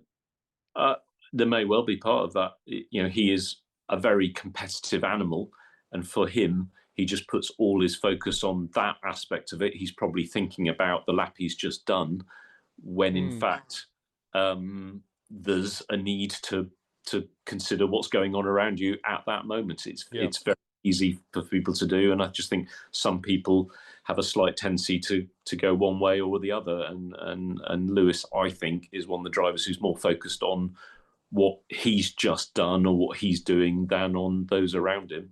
And so the team have to take up the slack. And on this occasion, they seem to fail. Debbie Maffeo says this is about Carlos and hitting Piastri. When I said there's no excuse for that, really, the response is Carlos wouldn't have disregarded blue flags. No, of course he wouldn't. But then equally, it's not as if he didn't have noticed that Piastri was catching him. They did tell him on the radio, "You're going to get lapped by Piastri." And so why would you then, coming out of 2, just do your normal thing and move way over to the left for 3 and just drive into him? Why would you assume Piastri wasn't there if the blues weren't working and you can't see in your mirrors anyway? That's my point. When you're being lapped, it's a big deal.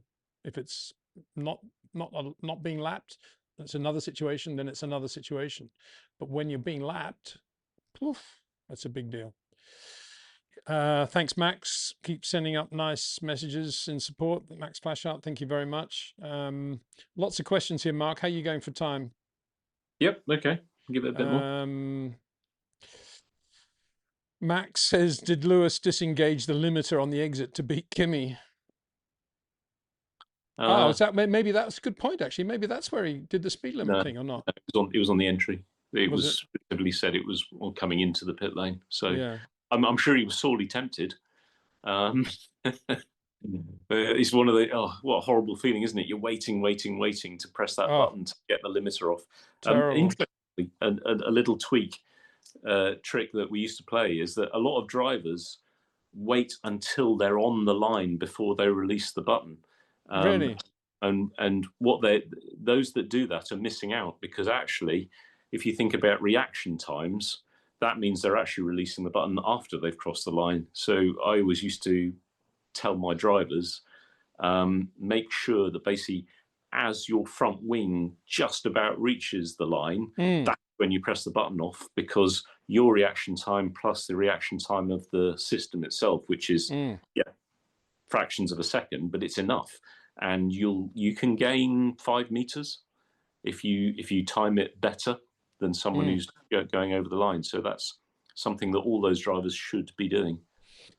Nico used to go, he was quite afraid of it. He was like, "Oh, are you sure? Are you sure I can do that?" I'm like, "Yeah, absolutely. Go for it. I'm an engineer." No, it's just me.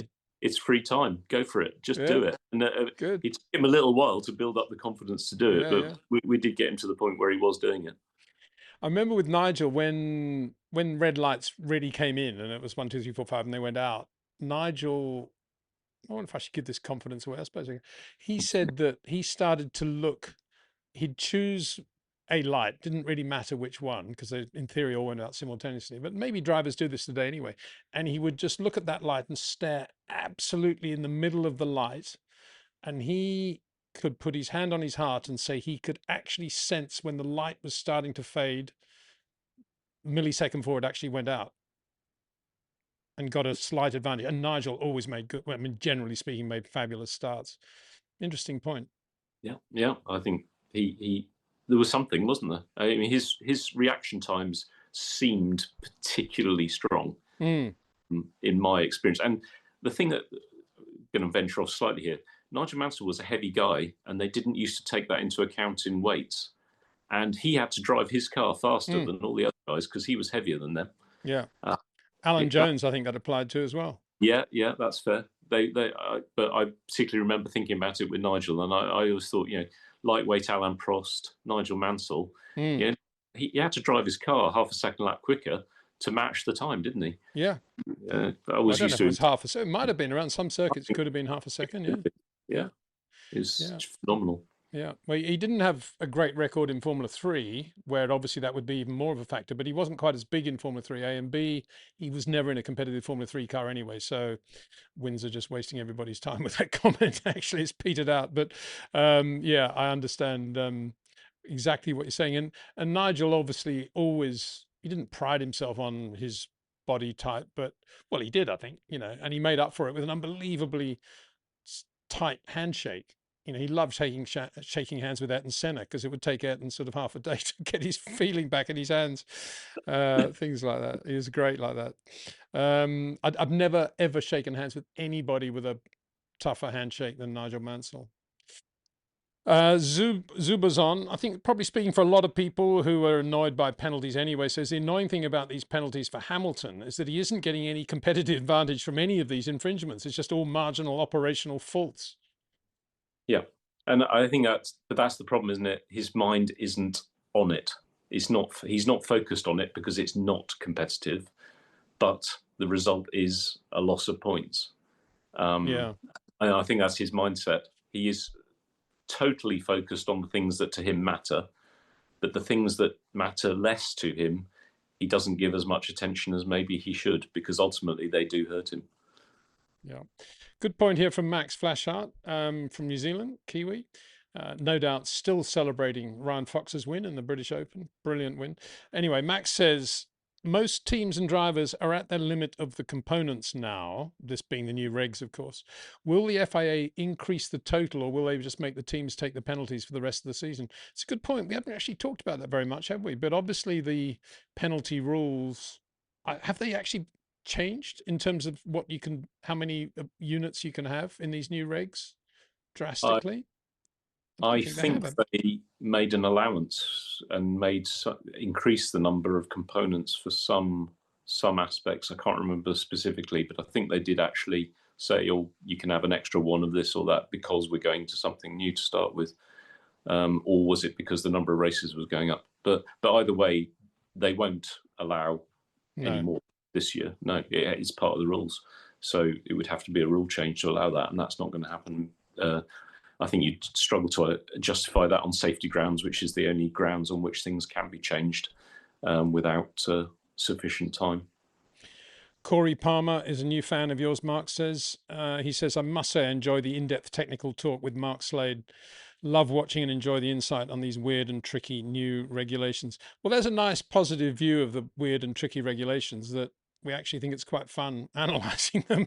And it is, obviously, with a gentleman like Mark Slade here to talk us through it with a bit of smile on his face most of the time as well. So that's a very good very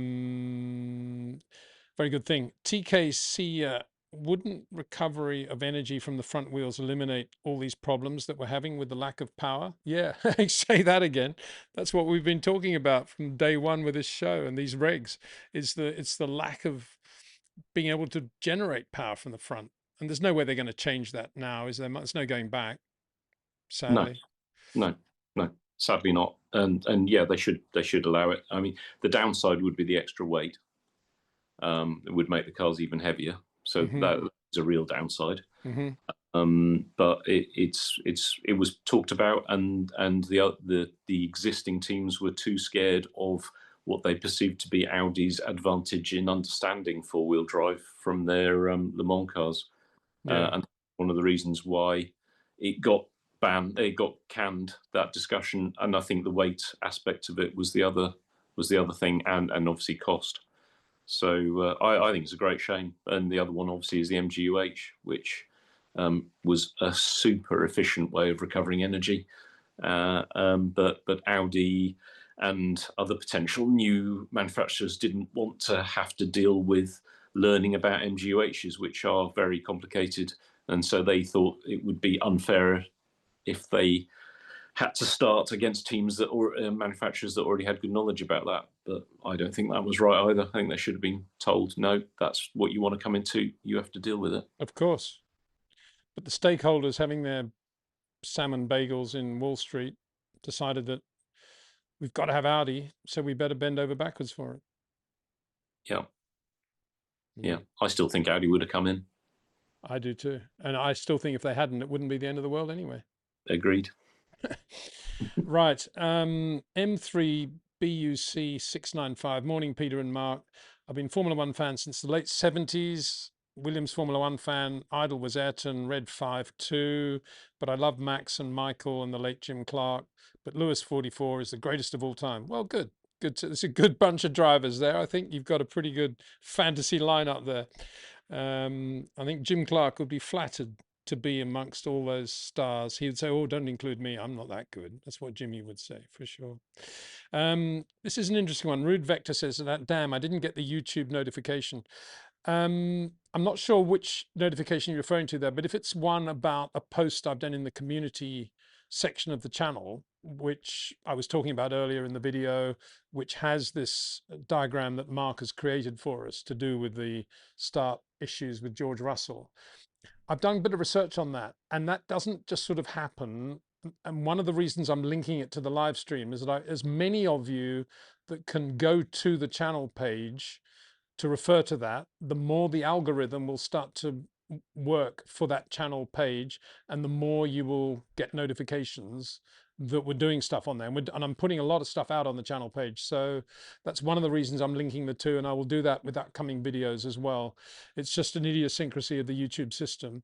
If you're talking about notification for the video, for the live stream today, that's another subject altogether, and it's to do with, it's one thing to subscribe to the channel, it's another to ask for notifications, and that's a separate thing that you have to do. So if you'd like to get a notification, you have to click a bell or something. I don't know what it is, but you have to click something. So please do that. Yeah, it'd be great for the channel, the growth of the channel. And obviously the more the channel grows, hopefully the better job we can do for you good folk. So just two little bits of business there, really. So right, Max is actually just repeating what I've just said there. So thank you very much indeed, Max. Doing a great job. You know, who needs Windsor when we got Max? Max flash up, that is, but Max Verstappen probably would do as well there to fill in the rest of the sentence. So what are we doing now? TKSWEYA says lack of battery power is ruining the season. Why not recover power from the front wheels? We've done that again. Sorry. Hi, Peter. Okay, John Pat. Can we talk about how dangerous the Cadillac appears to be? A brake failure once in a while is sort of expected, but having a brake failure every race will cause a massive incident at some point, fires, all sorts of things. I mean, maybe I'm living in the Stone Age, Mark, but my view of coming into Formula One, if you're Cadillac, is that you just come in with a pretty rock solid car and you learn your way. And the one thing you don't want is unreliability, because you've got so many other things you want to get on top of.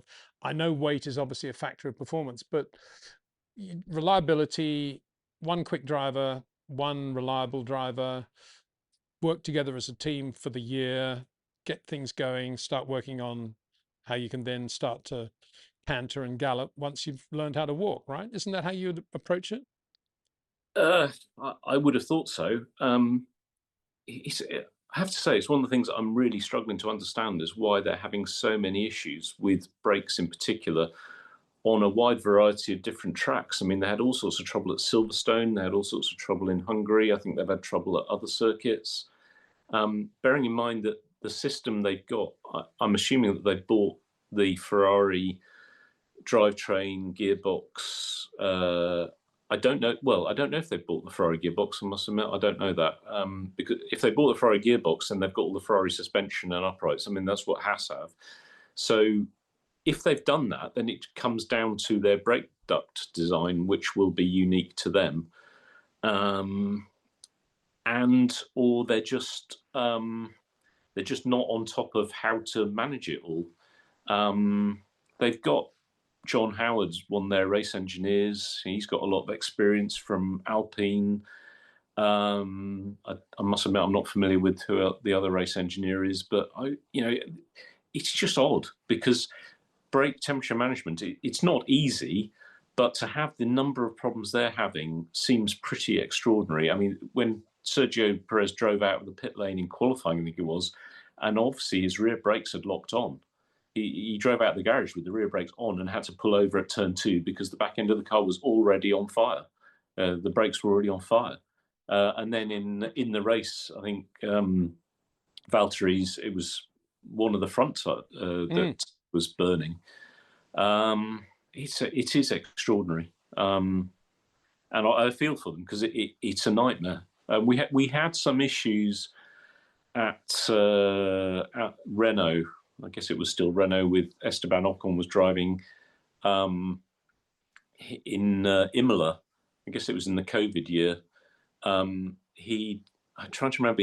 The brakes had got very hot approaching the grid, and on the grid the heat saturated and the brakes caught fire, and it actually melted the rear brake lines. And then fairly early in the race, he just ran out of brake fluid and the car went off at Aqua Minerale, I think it was. So we had to introduce sort of limits on temperatures, caliper temperatures around the formation lap, and advise the drivers about that, which wasn't something we'd really had to worry too much about before. Whatever, the drivers had always managed it without causing a problem, and it wasn't something that we'd appreciated could be a problem. So maybe we were just a bit dim in that area. But I just wonder if it's all these sorts of things are catching Cadillac out, and it's a combination of team inexperience, maybe some other outside factors coming in. But it does seem extraordinary how many problems they are having with their brake temperatures. Yeah, and with that Ocon thing, I mean, the punchline to that actually is once you did that, you solved the problem, right? And that's what I mean. Every new team will have problems, but the same problem persistently, that's the issue, Well, and it's so weird. Is it the same problem though? It seems like multiple brake-related issues, but it just seems like a storm of them at the moment. Yeah. And whilst that's going on, and it's so critical, I mean, it's such a safety-related aspect that all their efforts will be going into trying to deal with this, and it means they're taking the eye off all the other things they want to be dealing with as well. Yeah. So, yeah, an absolute nightmare scenario for them and for their drivers. Imagine getting in the car and not knowing whether the brakes are going to work pretty early on in the as well. It's really bad. Especially two experienced drivers who know what it's like to have great brakes. I mean, if you've got a young kid in there that's never known anything better, it's another reason to have had at least one young guy in there, isn't there? Anyway, there you go. Yeah. Ronnie says, many thanks, Peter and Mark. Absolute insightful discussions. Thumbs up to you both for sharing. Thank you very much. Another question here. Look quite interesting. Where are we? I agree, Peter, says Debbie. Sainz still not happy about Ferrari letting him go. And Sainz was actually being lapped for the second time. So, yeah, good points all. 1 second. So many questions. Again, I'm going to have to put in this thing now, this rider of saying we're not going to get through them all, I'm afraid. It's a shame. Steve still plays games. Hi, Peter and Mark. Do you think Oscar should leave McLaren? I think he should and would be happier at another team. Well, the question is where he would go. Obviously, if he's going to go to Mercedes, you'd say, yeah, but I don't think he is. Or Ferrari. I think those boats have sailed. And so maybe Red Bull, if Max went to McLaren, I suppose that's something that could happen. Would Oscar be the number one choice if they've got, I would imagine they would continue with Isaac and they'd put somebody like Solov in the other car who's doing very well already in Formula 2. I don't know, maybe wrong, but I mean, I'm probably the wrong person to ask because from day one, I always felt it was wrong that he went to McLaren. I think he should have stayed at Alpine for that year alongside Ocon, blown Ocon away, which he would have done. And then he would have been we would have been on the short list of both Ferrari and Mercedes, and I think he could have got in at Mercedes and he could have gone in at Ferrari, one of those two. But he took the sort of, this McLaren thing, and it worked well in terms of obviously McLaren's a much better team than Alpine. But it's interesting now that a lot of people are saying, well, what's Oscar going to do? Interesting, isn't it? I don't know your thoughts on that, Mark. I mean, he's rarely going to be in a better position than he's in now in terms of the team and the car that he's got available to him. I really think it's up to him to get to maybe sports psychology or whatever, but to get his head in the right place and make the most of what's available to him right now, because I'm not sure he'll ever get as good an opportunity anywhere else. As you say, even if he could get in somewhere else. The situation going back to when he joined McLaren, what I'm not talking about McLaren's decision to make that change, but from Oscar's point of view, I know he was really being messed about by Alpine back then. They weren't fulfilling promises or even contractual obligations they had to him. So I'm not surprised he took the opportunity to move when he was given that opportunity. And frankly, I think given the background, I think he probably did make the right call. Whether it was the right choice for McLaren, I'm not getting involved in that one. But certainly from Oscar's point of view, they had made a real meal of it with him, and what he was being offered was by no means respecting what he achieved and even what his contractual obligations actually said he could have. So I don't blame him for 1 second for getting out of that one. I'm not sure that I agree with that, because I certainly agree with everything up to the point where they announced him as the race driver. Until then, obviously they'd messed him around, as teams mess drivers around. He's not the only driver to be messed around. You know, you're going to run on a Friday and his family flies over from Australia and all of a sudden they change their mind and he doesn't run on the Friday morning. Things like that, very annoying. No written contract, all that stuff. Not the only team to have done all that, but yes, messy time. But at the end of the day, they did actually then decide, well, despite all that, we got Oscar Piastri. He's mega good. He's mega quick. We will announce him as the race driver. And they did. And he was the race driver. I don't know what, you know, once he's a race driver, I mean, yes, you might think, oh, maybe they're going to change their mind after 3 races or something. But I don't think that would have happened. I think he would have blown Ocon away pretty comprehensively. Not blown him away, but he would have given him a hard time from day one. And he would have been the race driver that year. And of course, being in an Alpine was never going to be as good as being in a McLaren. But you know, he had a confirmed race drive. That's the point. And he walked away from that, went to McLaren because it was better. They had Daniel Ricciardo, who probably would have been just as good, if not better, as the other driver to Lando. And as I keep saying, if he'd stayed at Alpine, he would have done 1 year at Alpine, been very impressive, carried all the momentum he'd had from Formula 3 and Formula 2. And then when the whole Lewis thing came up, he might have been on the short list at Mercedes. And equally, if they didn't get Lewis, they might have got Oscar at Ferrari. I mean, the guy was on everybody's mind at that point.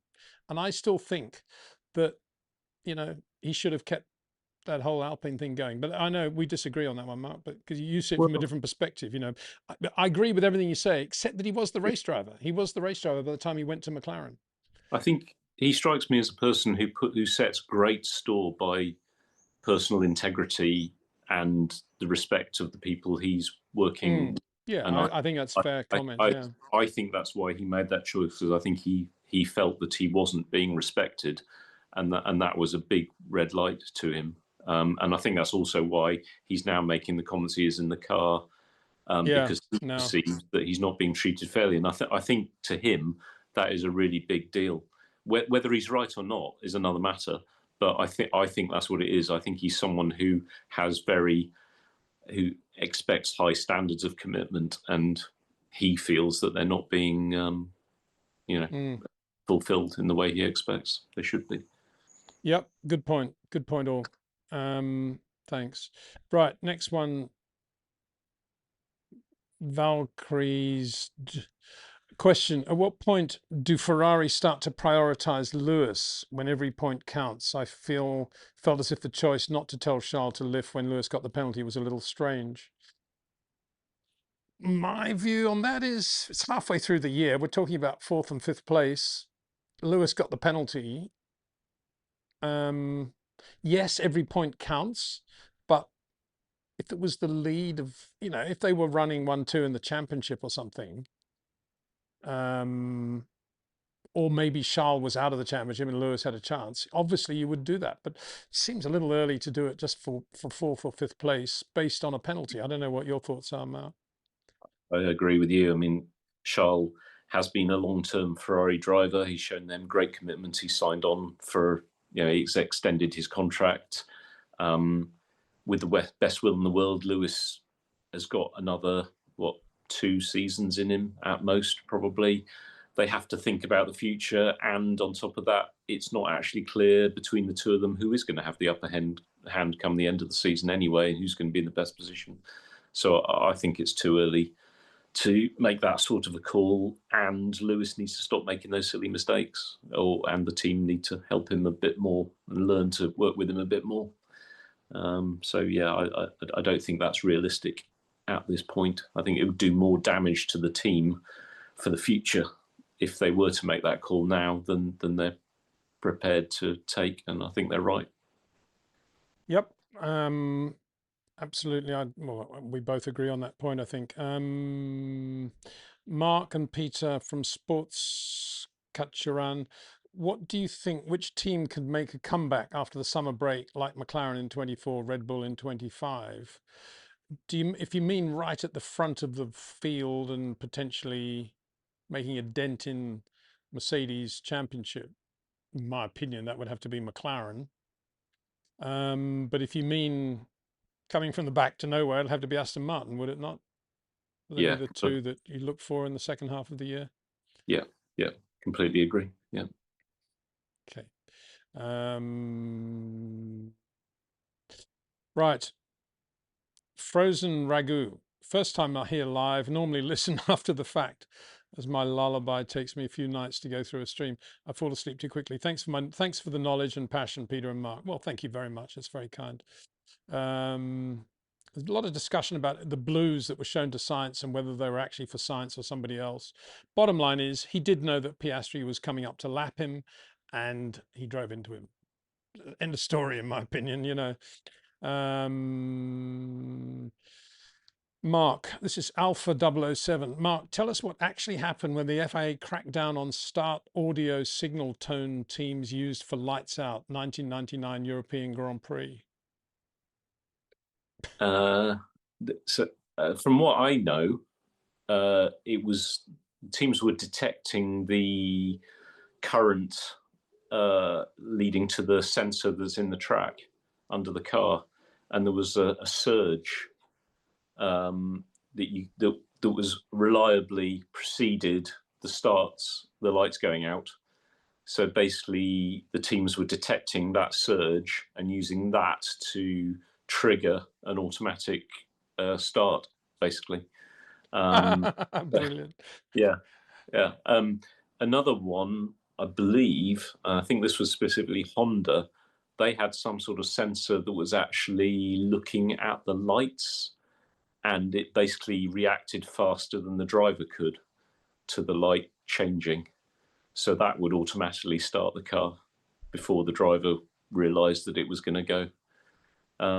So basically the FIA have had to work very hard on banning sensors and doing things with their signals that mean that it doesn't give the game away when the start is about to happen. That sounds like cheating to me, Mark. Yeah, you have to prove it though, don't you? Which I guess they did, and that's why those things stopped happening. Yeah, as my old godfather used to say, nothing wrong with cheating as long as you don't get caught. Yeah. All right. Okay. How many Formula One teams think that way? I have thought that way over the years, I wonder. It goes back to, was it Harry Schell? I think it was the 59 US Grand Prix when he did something. He missed a corner out, I think, and qualified ahead of Tony Brooks and all the key championship contenders and got away with it. And ever since then, everybody said, oh, well, we might as well go down that cheating route. Talking about TVR now, my mention of TVR and Patrick Head from Max says, I love TVR, but they're wild machines. RAP John Britton had a TVR Griffith 500. I think that's what Patrick Head had, actually. He built the V1000 motorbike here in Christchurch, got to know him and his kids, and he married my best friend's sister. Well, there you go. Isn't that amazing that, we've touched on something that actually has a personal relationship to one of our viewers. That's excellent. Good to hear. Right. So where are we? Max says the Cadillac Formula One team uses Ferrari power units and gearboxes before transmitting to custom American-built General Motors power units starting in 29. Yeah, well, yeah. We'll believe that. Well, sorry, we'll see that and enjoy it. I was going to say believe that when we see it, but only I'm sure it'll be fine.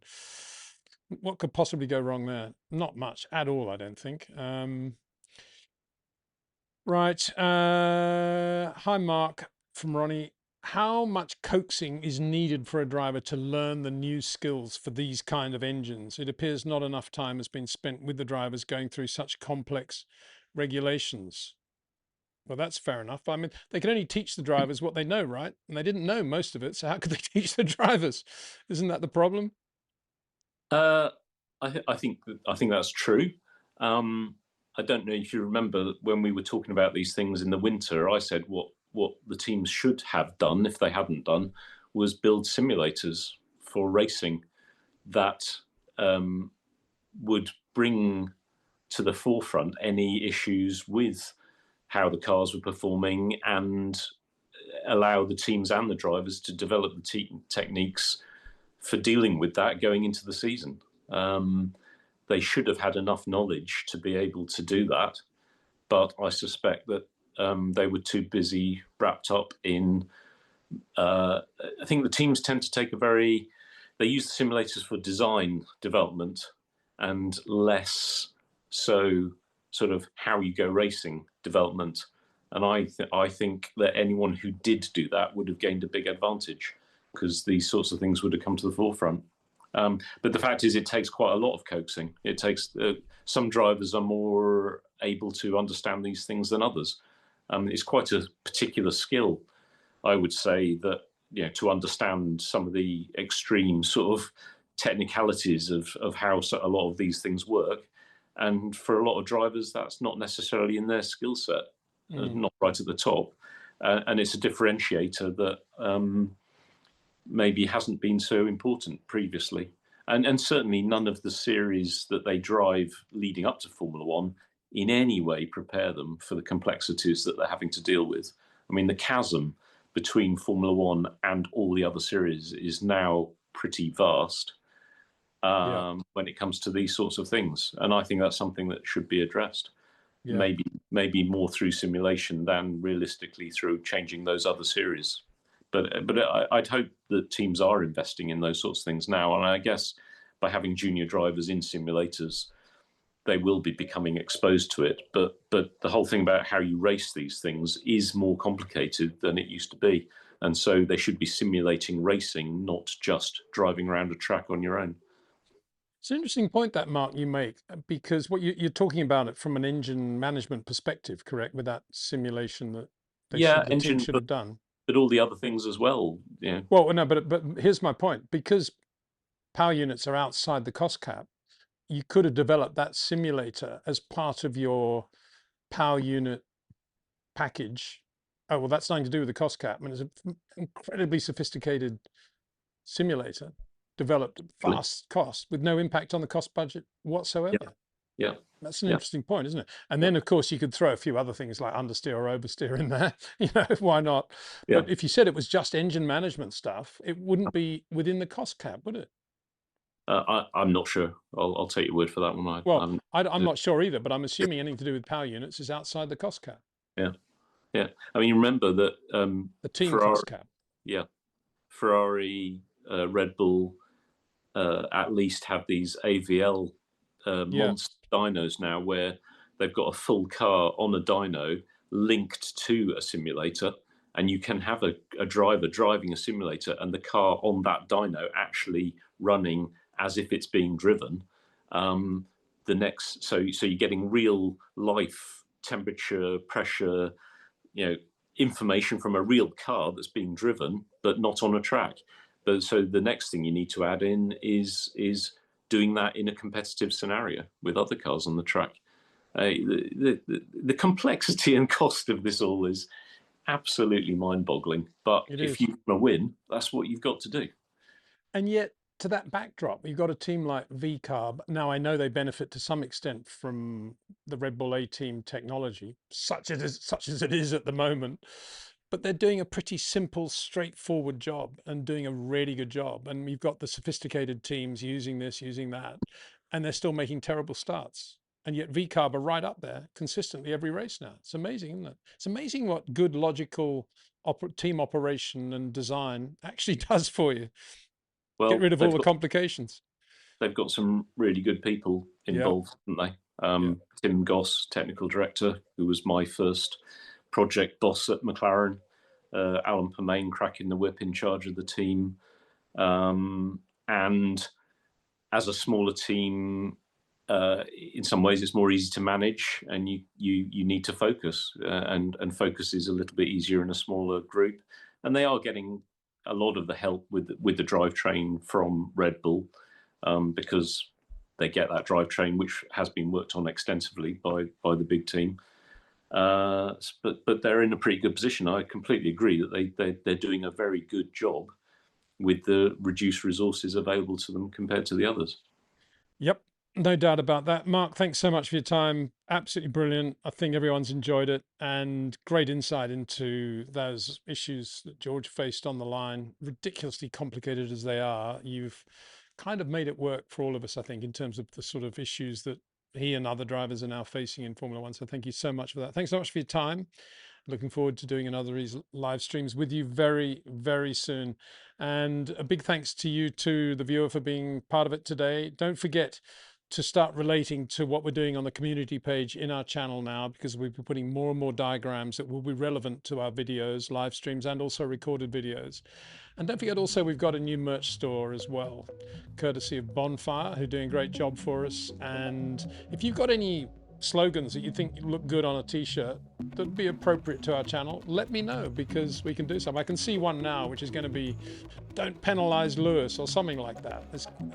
We need to think of something slightly better than that, but I can see a t-shirt coming along on those lines fairly soon. Anyway, thanks again for watching. Big thanks to Jetcraft, to OEM Exclusive, to Track Ninja, and of course to RAC Watches for their support for this channel. We'll be back again very, very soon. And in the meantime, take care, and see if I can find the finishing line tab here somewhere along it. I can't actually. Anyway, thank you so much for watching. Take care.